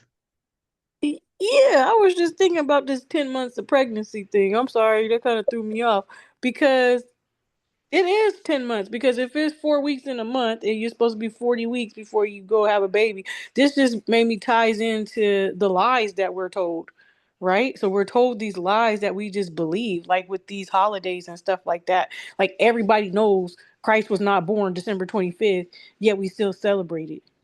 Everybody knows he didn't die on a Friday and rise 3 days later on a Sunday. So like they lie about everything. So like I think it's important that you do your own research like God told you to do. Like, study to show yourself approved and make sure that you're listening because we perish for a lack of knowledge. But just something like that, like this whole time, I'm like, oh yeah, that's 9 months. You're pregnant for 9 months. No, you're not. Man, that just made me mad. I know that was a little off, but Well, what? thanks for putting me on blast, ladies. Thanks very much. I'm just joking. I'm just joking. It's 10 moons long, and the Bible is 10 moons. So that's why it's 10 months, because it's Yeah. 10 full moons. Mhm. These people just be lying about Wow, everything. that's a great It's point. 40 weeks. Hmm. Wow, that's a great point. Great point. See, you show up to watch Righteous Reactions with the Commandment Keepers Church. You learn biology. You learn healthcare. Okay, we have a very eclectic group of panelists. So next, okay, we got I think two more topics here. The next one is about a woman's greatest strength. Okay, what is a woman's greatest strength? Check out what this sister had to say concerning it. Men melt when a woman speaks softly. But a lot of women don't want to hear that because they think being sweet makes them look weak. But that's a huge mistake because a woman's greatest power is her softness. Think about it. If he wanted another alpha energy in his house, he would have married another man. So if you ever have caught yourself thinking, he never does anything that I ask him to, it's probably because you talk to him like you're another guy challenging him. Try using your feminine, soft, lighter tone of voice more often and just watch how differently he treats you. I've never heard a no from my husband when I speak to him gently. He's even told me that he can't resist when I ask that way. If it feels hard to switch into that sweet version of you, it's because you've permanently turned on that masculine energy. All right. So the question is, why don't modern women see the value in femininity? We're speaking modern day women, right? And that's from 18 on up. What has happened? Why don't modern women see the value in femininity? Janae, jump in here. First of all, I want to say what she just said was so powerful. Like, it's really got me over here, like, wow, because she's right. But I would say that to answer your question, the reason is because all these girls are been taught to be in survival mode. Like we talked about the first time, right? The first video we watched was not about knowing how to nurture a man. Is Yeah. basically we're taught how to get a man, but not how to keep a man. So if you're in survival mode, because most of the time the fathers are gone, there's no daddy in the home teaching you anything. So I have to take care of myself. So that's survival mode. We're not supposed to be living like that. And then you get with a man who also didn't have a father in the home, so he doesn't know how to be a man himself. So he's a little boy. So you have to do everything around the house. So you have to take out the trash. You got to change the light bulbs. You got to kill the spiders. You got to go to work. Like, how can I be soft and feminine if I have to do all these masculine things around the house? There's no way that I can do that. So I think it just goes back to show like we have to teach the younger people and the younger generation how to be husbands and how to be wives. Because if I'm living in survival mode, I'm not gonna be in my natural state. I'm in survival mode. I gotta take care of myself. I still gotta function. I still gotta live. I still got a house. I got kids I gotta take care of. We just all supposed to be soft and roll over. So like, no, somebody gotta be hard around here, and that's not fair. Like, we don't want to be hard. I hope y'all men are listening to this.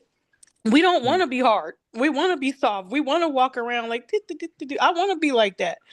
I want so these men need to step up. I feel like if the men stepped up on a national a basis, on a consensus, step up and take care of your women and protect women. Protect these women, make them feel safe, make them feel secure, make them feel like they don't have to do everything and that they can trust you to lead. That's where we need to do. But like I said, at the same time, there's no man teaching the men how to do this. Mm-hmm. So I feel like it's important in our community, amongst our men who are saying that they're following God and that they're Israelite men. Y'all need to start adopting young men. You need to start doing the Big Brothers program and all of that. Adopt these young men and teach these young men how to be. I think you need to do that. That's a Yes. great point. What do you think, Miriam? I agree with everything that Nene just said. I think that what I want to know is, how do you deprogram yourself from being that way once you're already stuck in survival mode, per se? Like, what does that look like? Like, I think that it would help if there was some type of role playing sometimes, like I'm talking about, like if we were to get together and someone actually shows what that kind of looks like. I think a lot of us of Israel is like hands-on, is like, you can say it, but then how do you apply it, or what does it look like when it is applied? Absolutely. But I do agree that we are like in this survival mode, and it's sad, and that's part of the destruction of our family, our households, because all the roles are reversed and all distorted and stuff like that.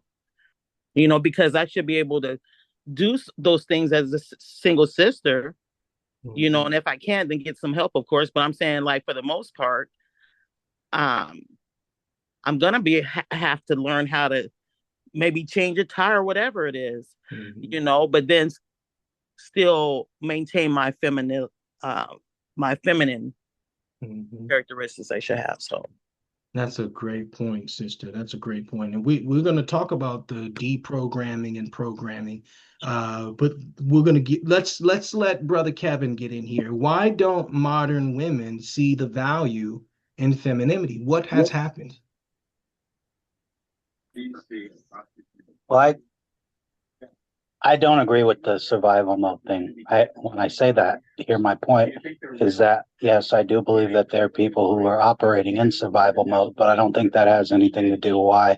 I believe, just as Janae was saying, that a lot of brothers need to adopt these young boys and I think women need to do the same thing with these young girls, because if women aren't shown that, not by television, but by actually in-person interaction with other women who are claiming themselves to be feminine women, then I don't think it can be shown. Same as with young men. If young boys aren't seeing it in visual, in-person contact, they're not going to know what or how to conduct themselves as men should.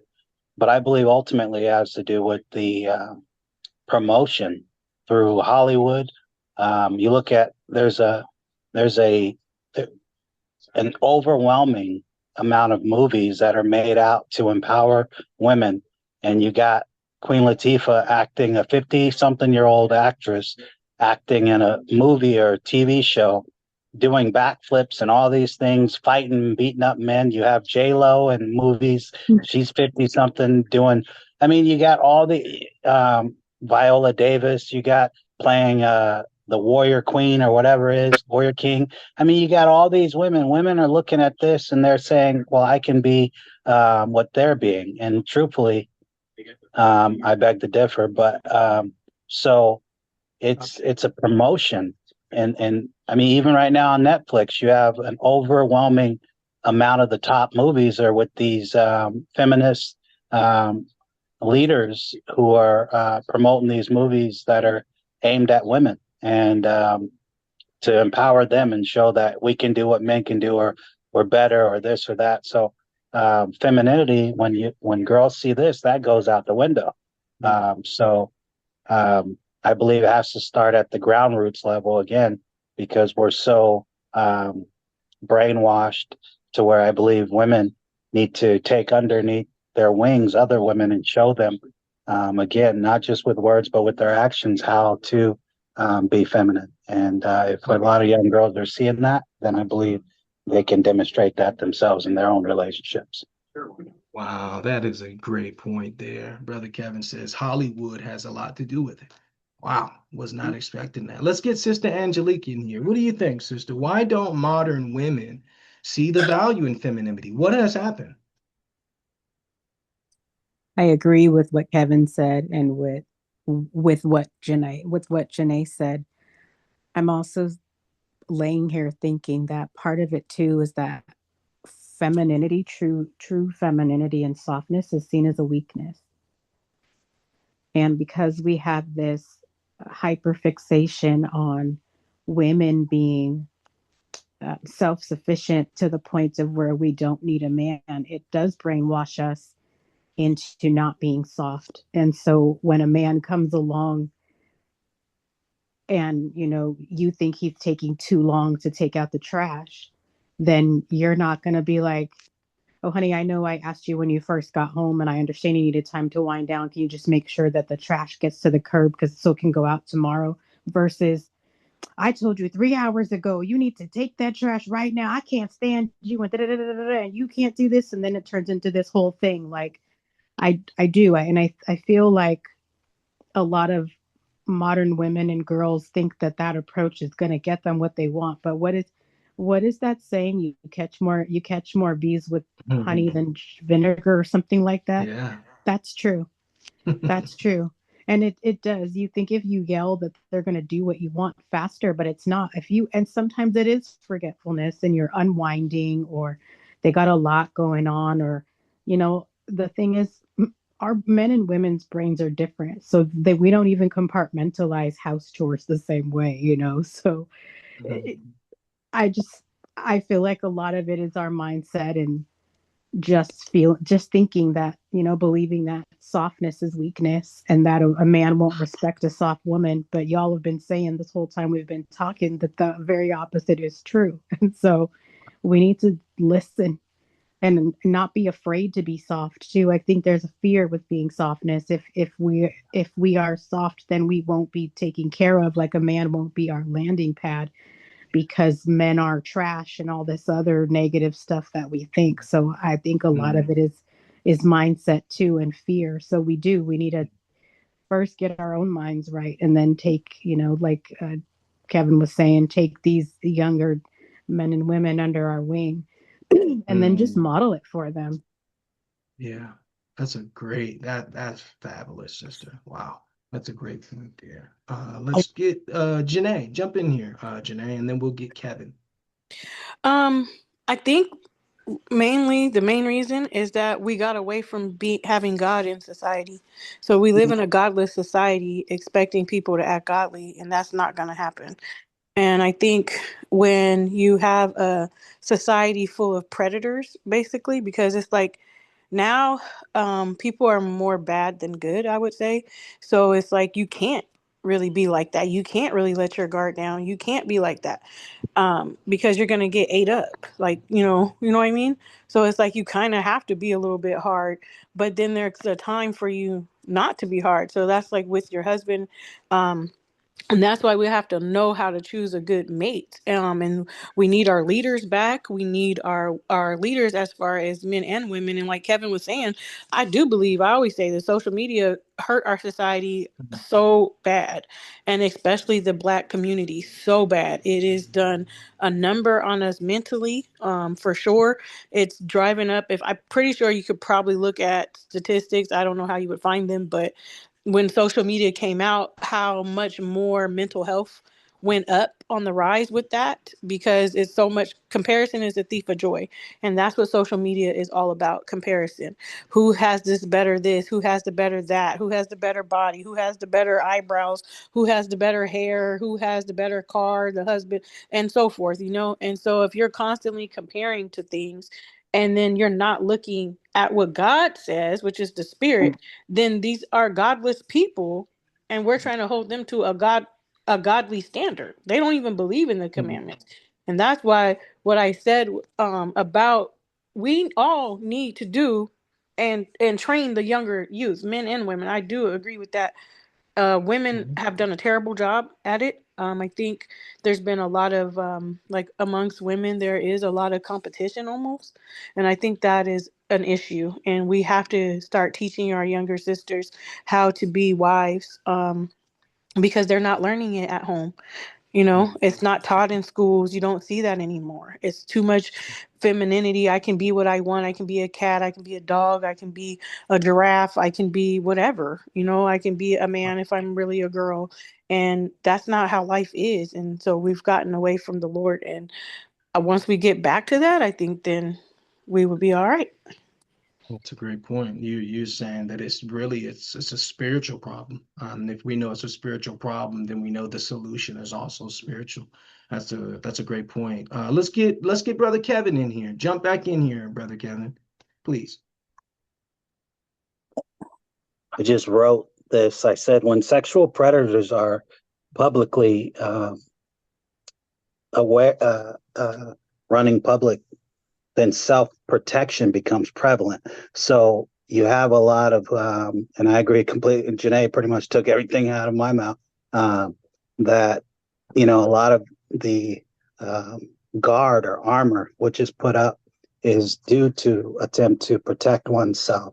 And for me, I always feel like the strongest and most secure weapons that a person can have in their arsenal is vulnerability and humility. But a lot of society looks at those characteristics as weakness, and they're really not. So we have to, I agree, even myself included, be better at not only telling it to our younger people, but showcasing it as well, so that they could see that it's okay to not have to be so guarded, or at least not around everybody. I believe that there's, people in your social circle and sphere of influence who you can kind of, let down a little bit. But I agree with Janae in the sense that we do live in a society at this moment in time where there's a lot of sexual perversion that's and a lot of predators that are running out there. So therefore, a lot of people do become put their self-protection at a top priority. So.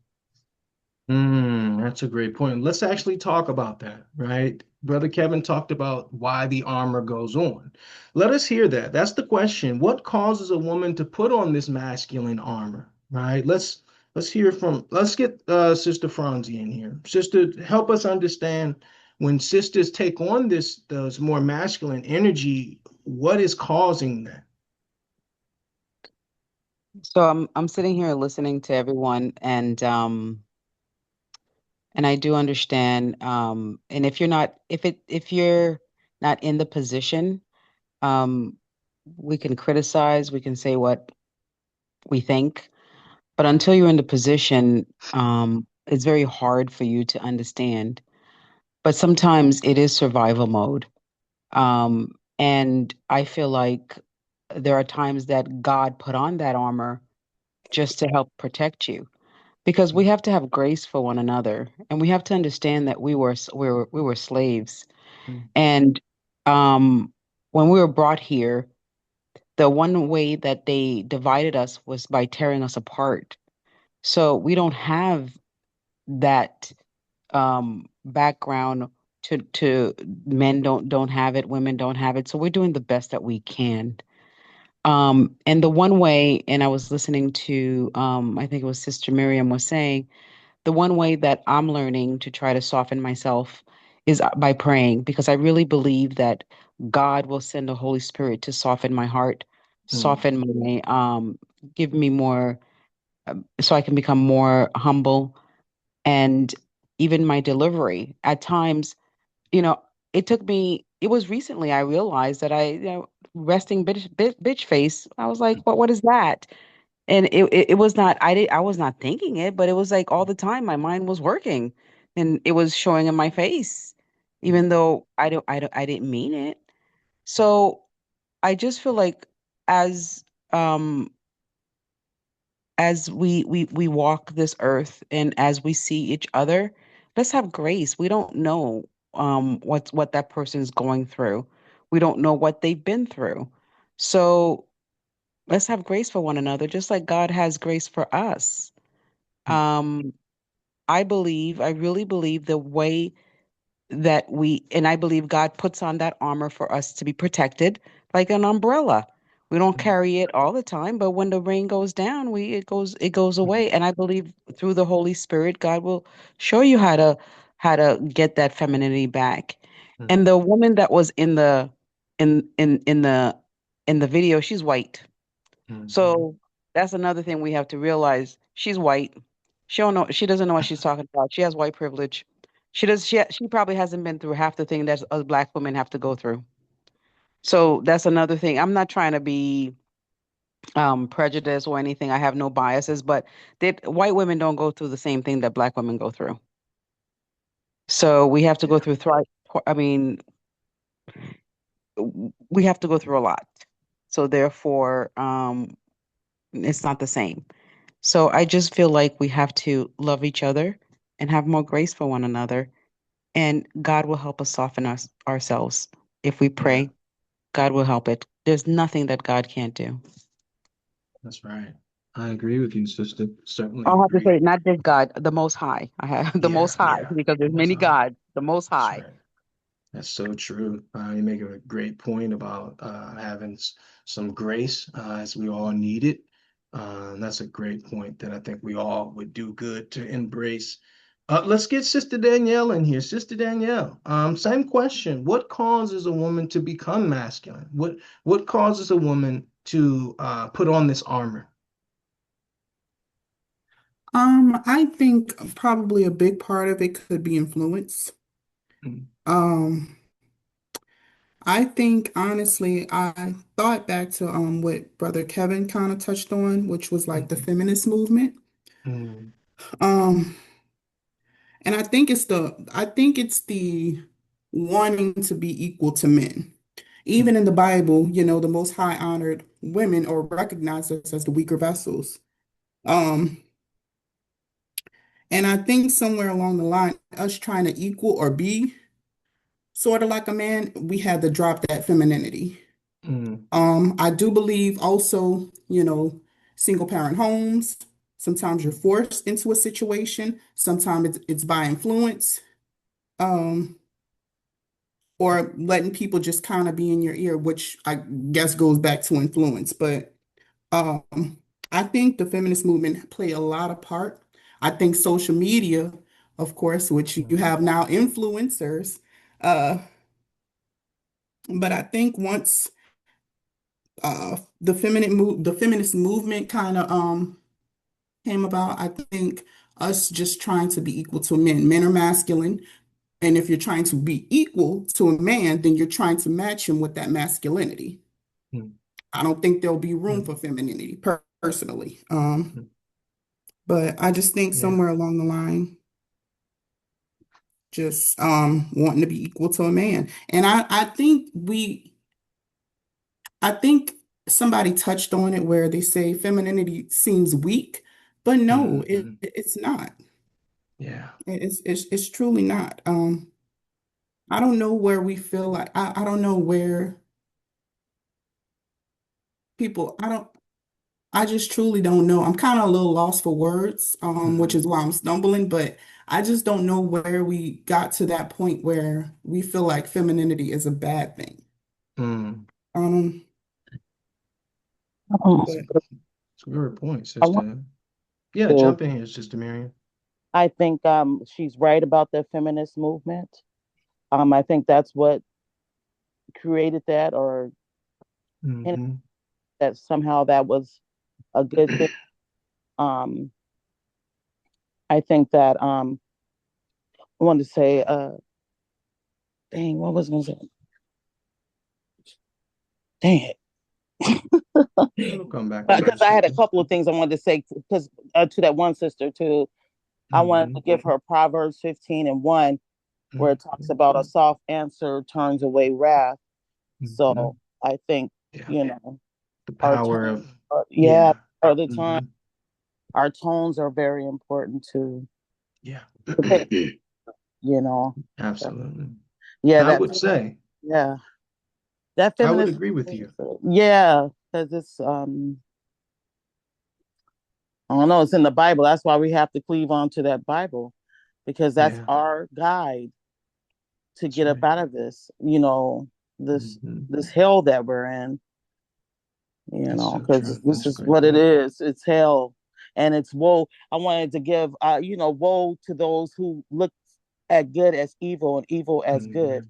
and that's what's going on right now. That's what we're seeing. Is Yeah. that, you know, that's why femininity is looked at negatively, That's because such a good God said point. it was a good thing, Mhm. but the world says that it's bad. You know, that's why he Mm. said, "Come up out of her, my people." You know, so That's that's so why I true. to it. Wow. That's the influence of the enemy. Absolutely. Mhm. Absolutely. Let's get Sister Angelique in here. What do you think, sister? Before I answer, can you repeat the question one more time? Yeah. Excuse me. So, the question is, what causes a woman to put on this masculine armor? What happens prior to that typically? Oh, thank you.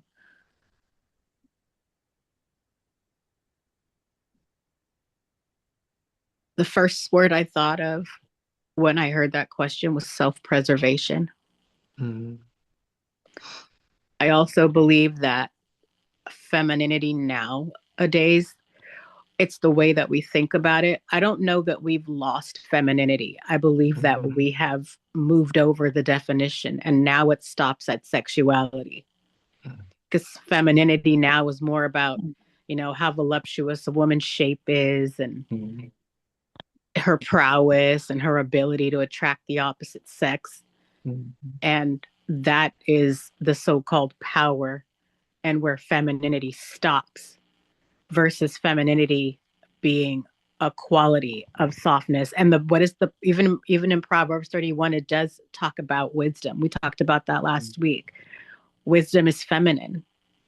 And so we have gotten so far away from the biblical definition and from all of these traditional definitions and the way that we are supposed to show up in the world. And we hear sisters on the call saying, well, what does it even mean to be feminine?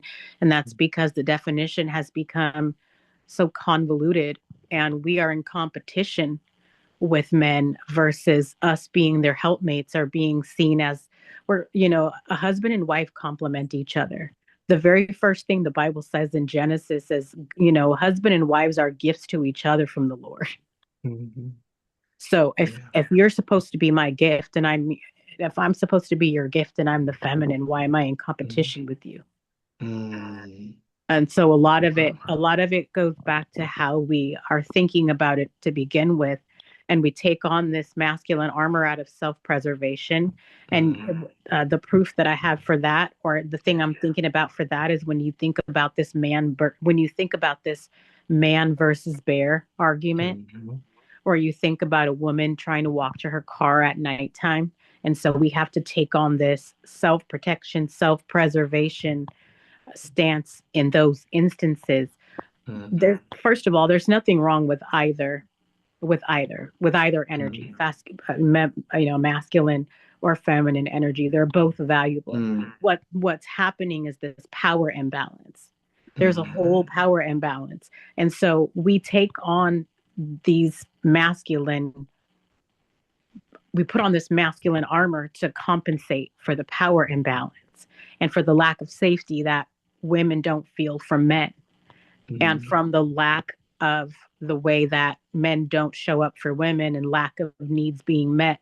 So women try to meet their own needs themselves or try to protect themselves and carry pink pepper spray and different things of that nature. So that is how you have this imbalance and this, this need to put on masculine armor. It's because women need protection. And so it's very loaded that, masculine and feminine energy and all of these we're supposed to be interdependent with our partner, not codependent on our partner, right? So we are supposed to lean on each other. Masculine and feminine energy leans on each other. One isn't supposed to take over the other. Yeah, But when we don't even know how we're supposed to be thinking about it in the first place, or we're only taking on these energies to benefit us and not benefit us in the moment because of what we're lacking, then we can't even focus on anything that's outside of survival mode or outside of what we need to take care of. And so it becomes loaded to take that on. And so now you have, masculine or feminine energy being a bad thing versus them just being traits that we take on in order to compensate and live in the world, and show up in the world. And that's what I have to say about that. Thank you. Yeah, that's a great point, sister. I think you said it's preservatory, really, primarily. Primarily the masculine posture is more out of for preservation. At least it begins that way. Now it could certainly take on other that posture can be fed by different things, but I hear that. I think Sister Franzi said the same thing, that primarily it comes from preservation, and sisters believing that this is the posture I need to take on to be able to endure. Let's get Brother Kevin, jump back in here, brother, please.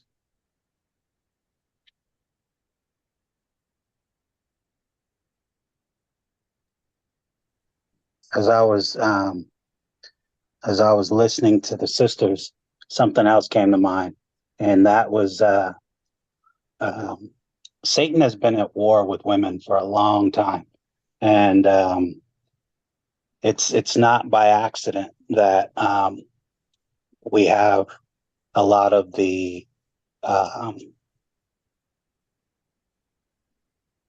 gender war, I guess you would call it, because God said in Genesis 3:15 that he would put enmity between the man and the woman.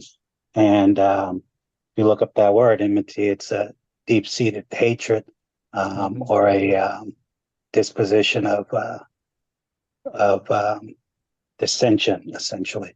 And we also look at how Satan, the dragon, has been at war with women, even in the Bible, and the jealousy.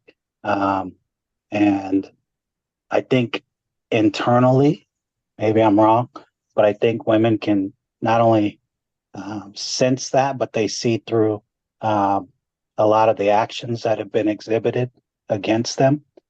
We've talked about this too, how a lot of women, a majority or a great deal of their hurt has derived at the hands of men in their lives, whether it be men who are absent, whether it be men who hurt them physically, sexually, mentally, emotionally, or financially. And a lot of that being compounded upon them can definitely make them have to go into a state of self-protection and self-preservation. I definitely don't believe that God puts masculinity on a woman whatsoever, because he made women to be feminine. The Holy Spirit, his wisdom, is a feminine spirit. So I don't believe he would counter that. I'm not taking away from his ability to do whatever he wants, but I just don't believe that that's something he puts on him. I think that the weight of the world and the things that people have gone through, the experiences, the trials, tribulations, and tests which they've had to undergo is what makes them armor up. Yeah, that's a great point. That's a great point. Brother Kevin says, experience and environment, the environment that sisters are in. It's a cold world. Makes them believe I need to take on this spirit, whether that's right or wrong. But nobody does something without a reason. So sisters, whether they have to do it or not, they believe, that in order to survive, I need to take on this masculine posture. And I totally understand that. And the last part of that question, right, is how do you get a largely masculine woman to put off the armor, to take the armor off and embrace the femininity again? How do you get a sister who's dealing largely with a masculine posture to take back up her original feminine energy?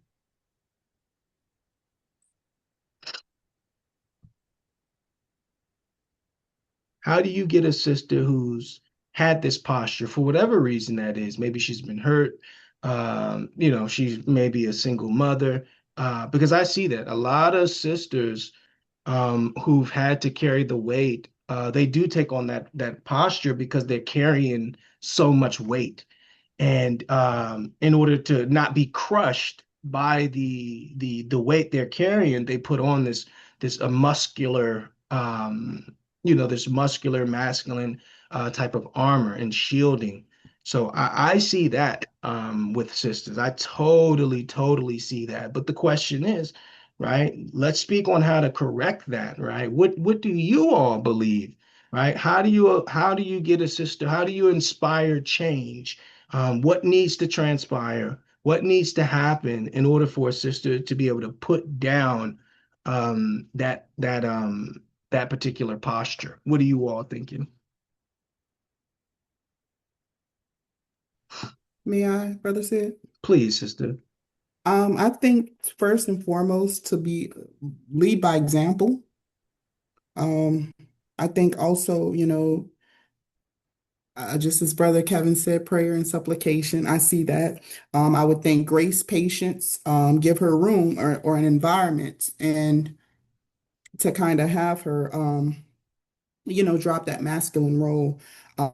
Trust, it's a lot of things, but I think, uh, it's just to give her the space that she needs to, drop that masculinity. Most High for sure. And I think, of course, leading by example, just giving her that example so she can see. So, because, we talk a lot, but seeing, of course, a lot of people kind of learn by seeing, they're hands-on. Yeah. So give her an example to look to. It may not be, and then that way she can kind of maybe talk to somebody, talk to women who are actually living out that lifestyle. To me, I think that would be helpful. And just constantly just encouraging, supporting, correcting if need be. It's a great point, sister. Absolutely fabulous points. I believe there's a plethora of things that can be done. Of course, most people would say the easiest way, right, is to have a man who's masculine. I've heard sisters say, hold on, if I'm with a masculine man and he's truly masculine, it'll make me be feminine. And I get that perspective, but I disagree that a sister needs a man in her life to put down that posture. I believe it can help. I do believe when a woman does have a man that she trusts, that can protect her, it's easier to do that. But primarily, I think the closer a sister gets to God, she starts to revert back to her original nature, right? So I think when you get in the presence of God, right, when you get into his presence, you naturally start putting away from the sin. Because remember, the closer you get to God, certain things have to shed, right? The pruning, the Lord prunes us. He cuts off certain parts, right? So as Sister Franzi said, hey, that was good for this part in your life, this time in your life, but now where you're going, you have to leave this behind. So I think primarily the closer you get to God, and truly, I mean, the more time you spend in his presence, right? Getting into his presence. And the Bible says the way you enter into his presence with praise, which is thanksgiving, right? So that's how you primarily get into his presence, is through through praise and thanksgiving. Praise not being music, but mostly that way. So I totally believe the closer that sisters get to God, the more time they spend with him, they will naturally go back. And prayer, of course, prayer that, hey, if this is a posture that I don't need this posture now, I don't need this posture now. Father, help me help me to put down this particular masculine posture or spirit that I'm in. So certainly believe in the prayer and supplication. But I ultimately think if I was dealing with the sister and she was fighting this off, you remember when Lazarus was raised from the dead, Christ told them to, hey, help him take off his grave clothes, right? His grave clothes had him bound. So, because you wrap the body. And I believe that when you come back from the dead, even sisters, when you come back from the dead, you have to leave what the Bible calls your grave clothes. So if she focuses on getting into God's presence, right? Because God, if I'm dealing with something, maybe let's say I'm an alcoholic, the more I try to get into God's presence, that part has to go away from me because I can't be that way in God's presence. So I think sisters just not just reading the Bible, but how do I get into his presence, right? Seek ye first the presence of God. That's what it means to seek ye first the kingdom of God. His kingdom is his presence.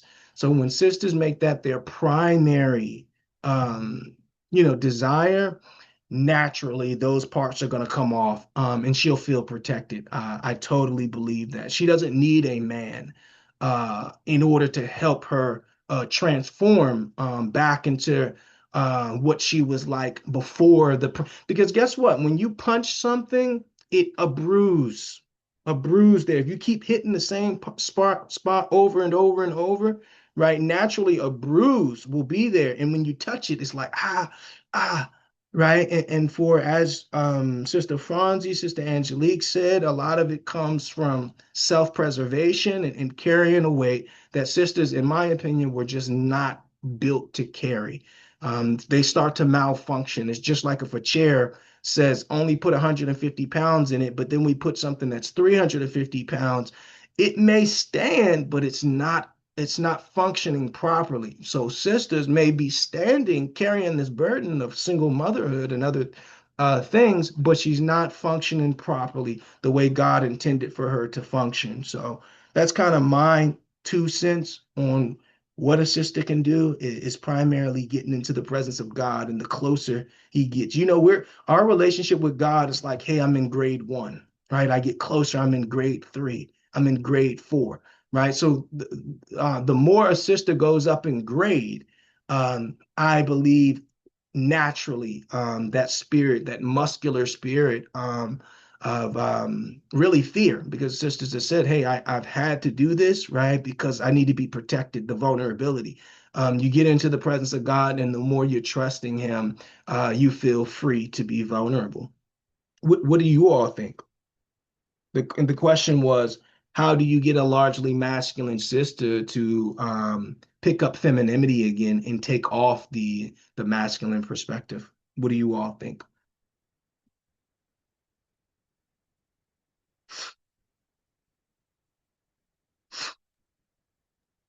I would agree with Sister Miles, Danielle, that it takes. Right, it's right over here.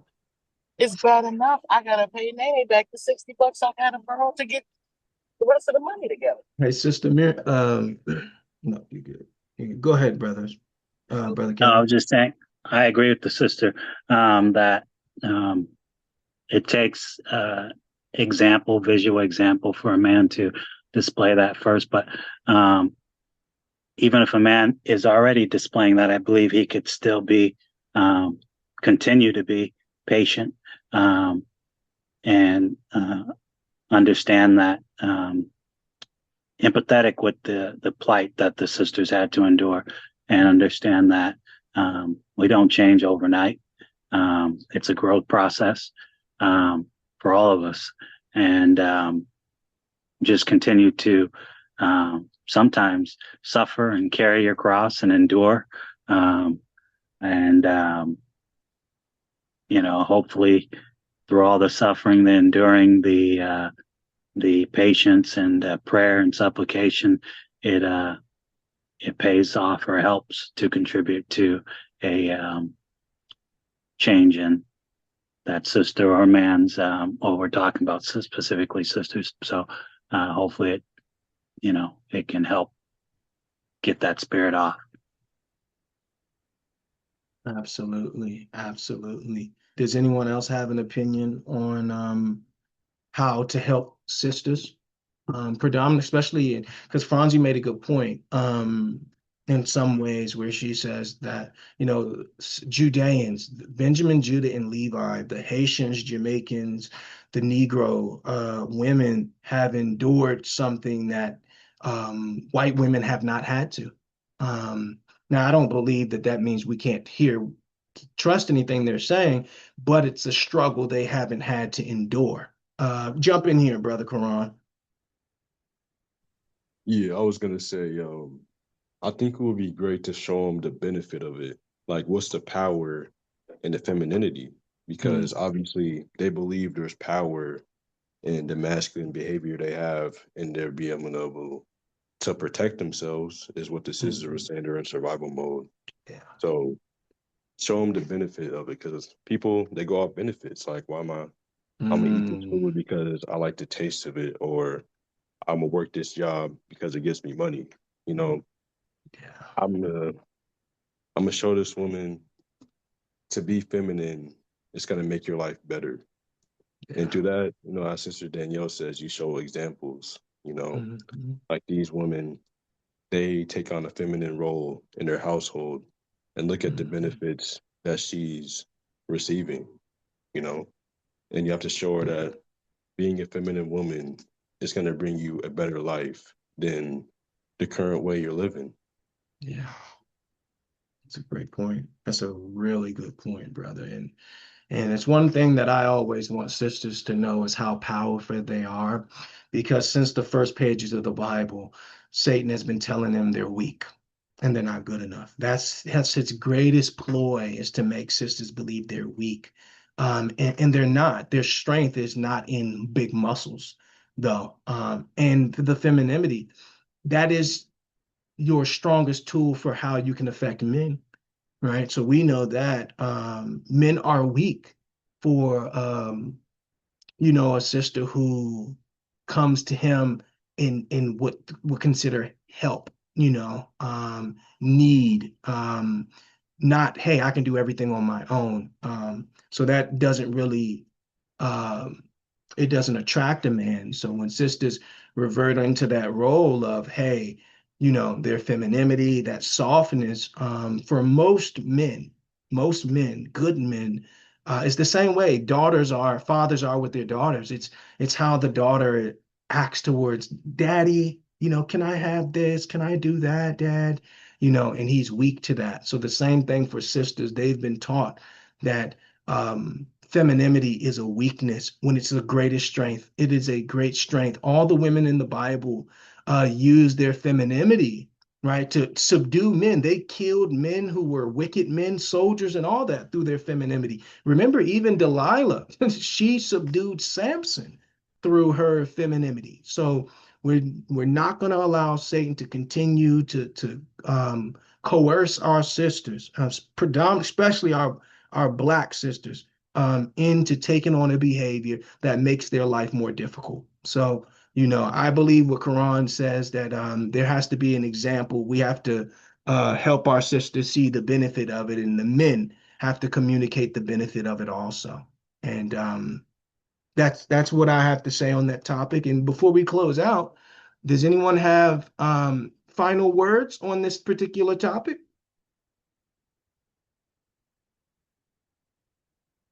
Okay. Well, brothers and sisters, I am Brother Sid, the moderator for our Righteous Reactions panel. We had an amazing time, brothers and sisters, and we'll see you back next week. We want to say Kwam Yasharala. Kwam Yasharala. Sin no And more. no more. And no more. More.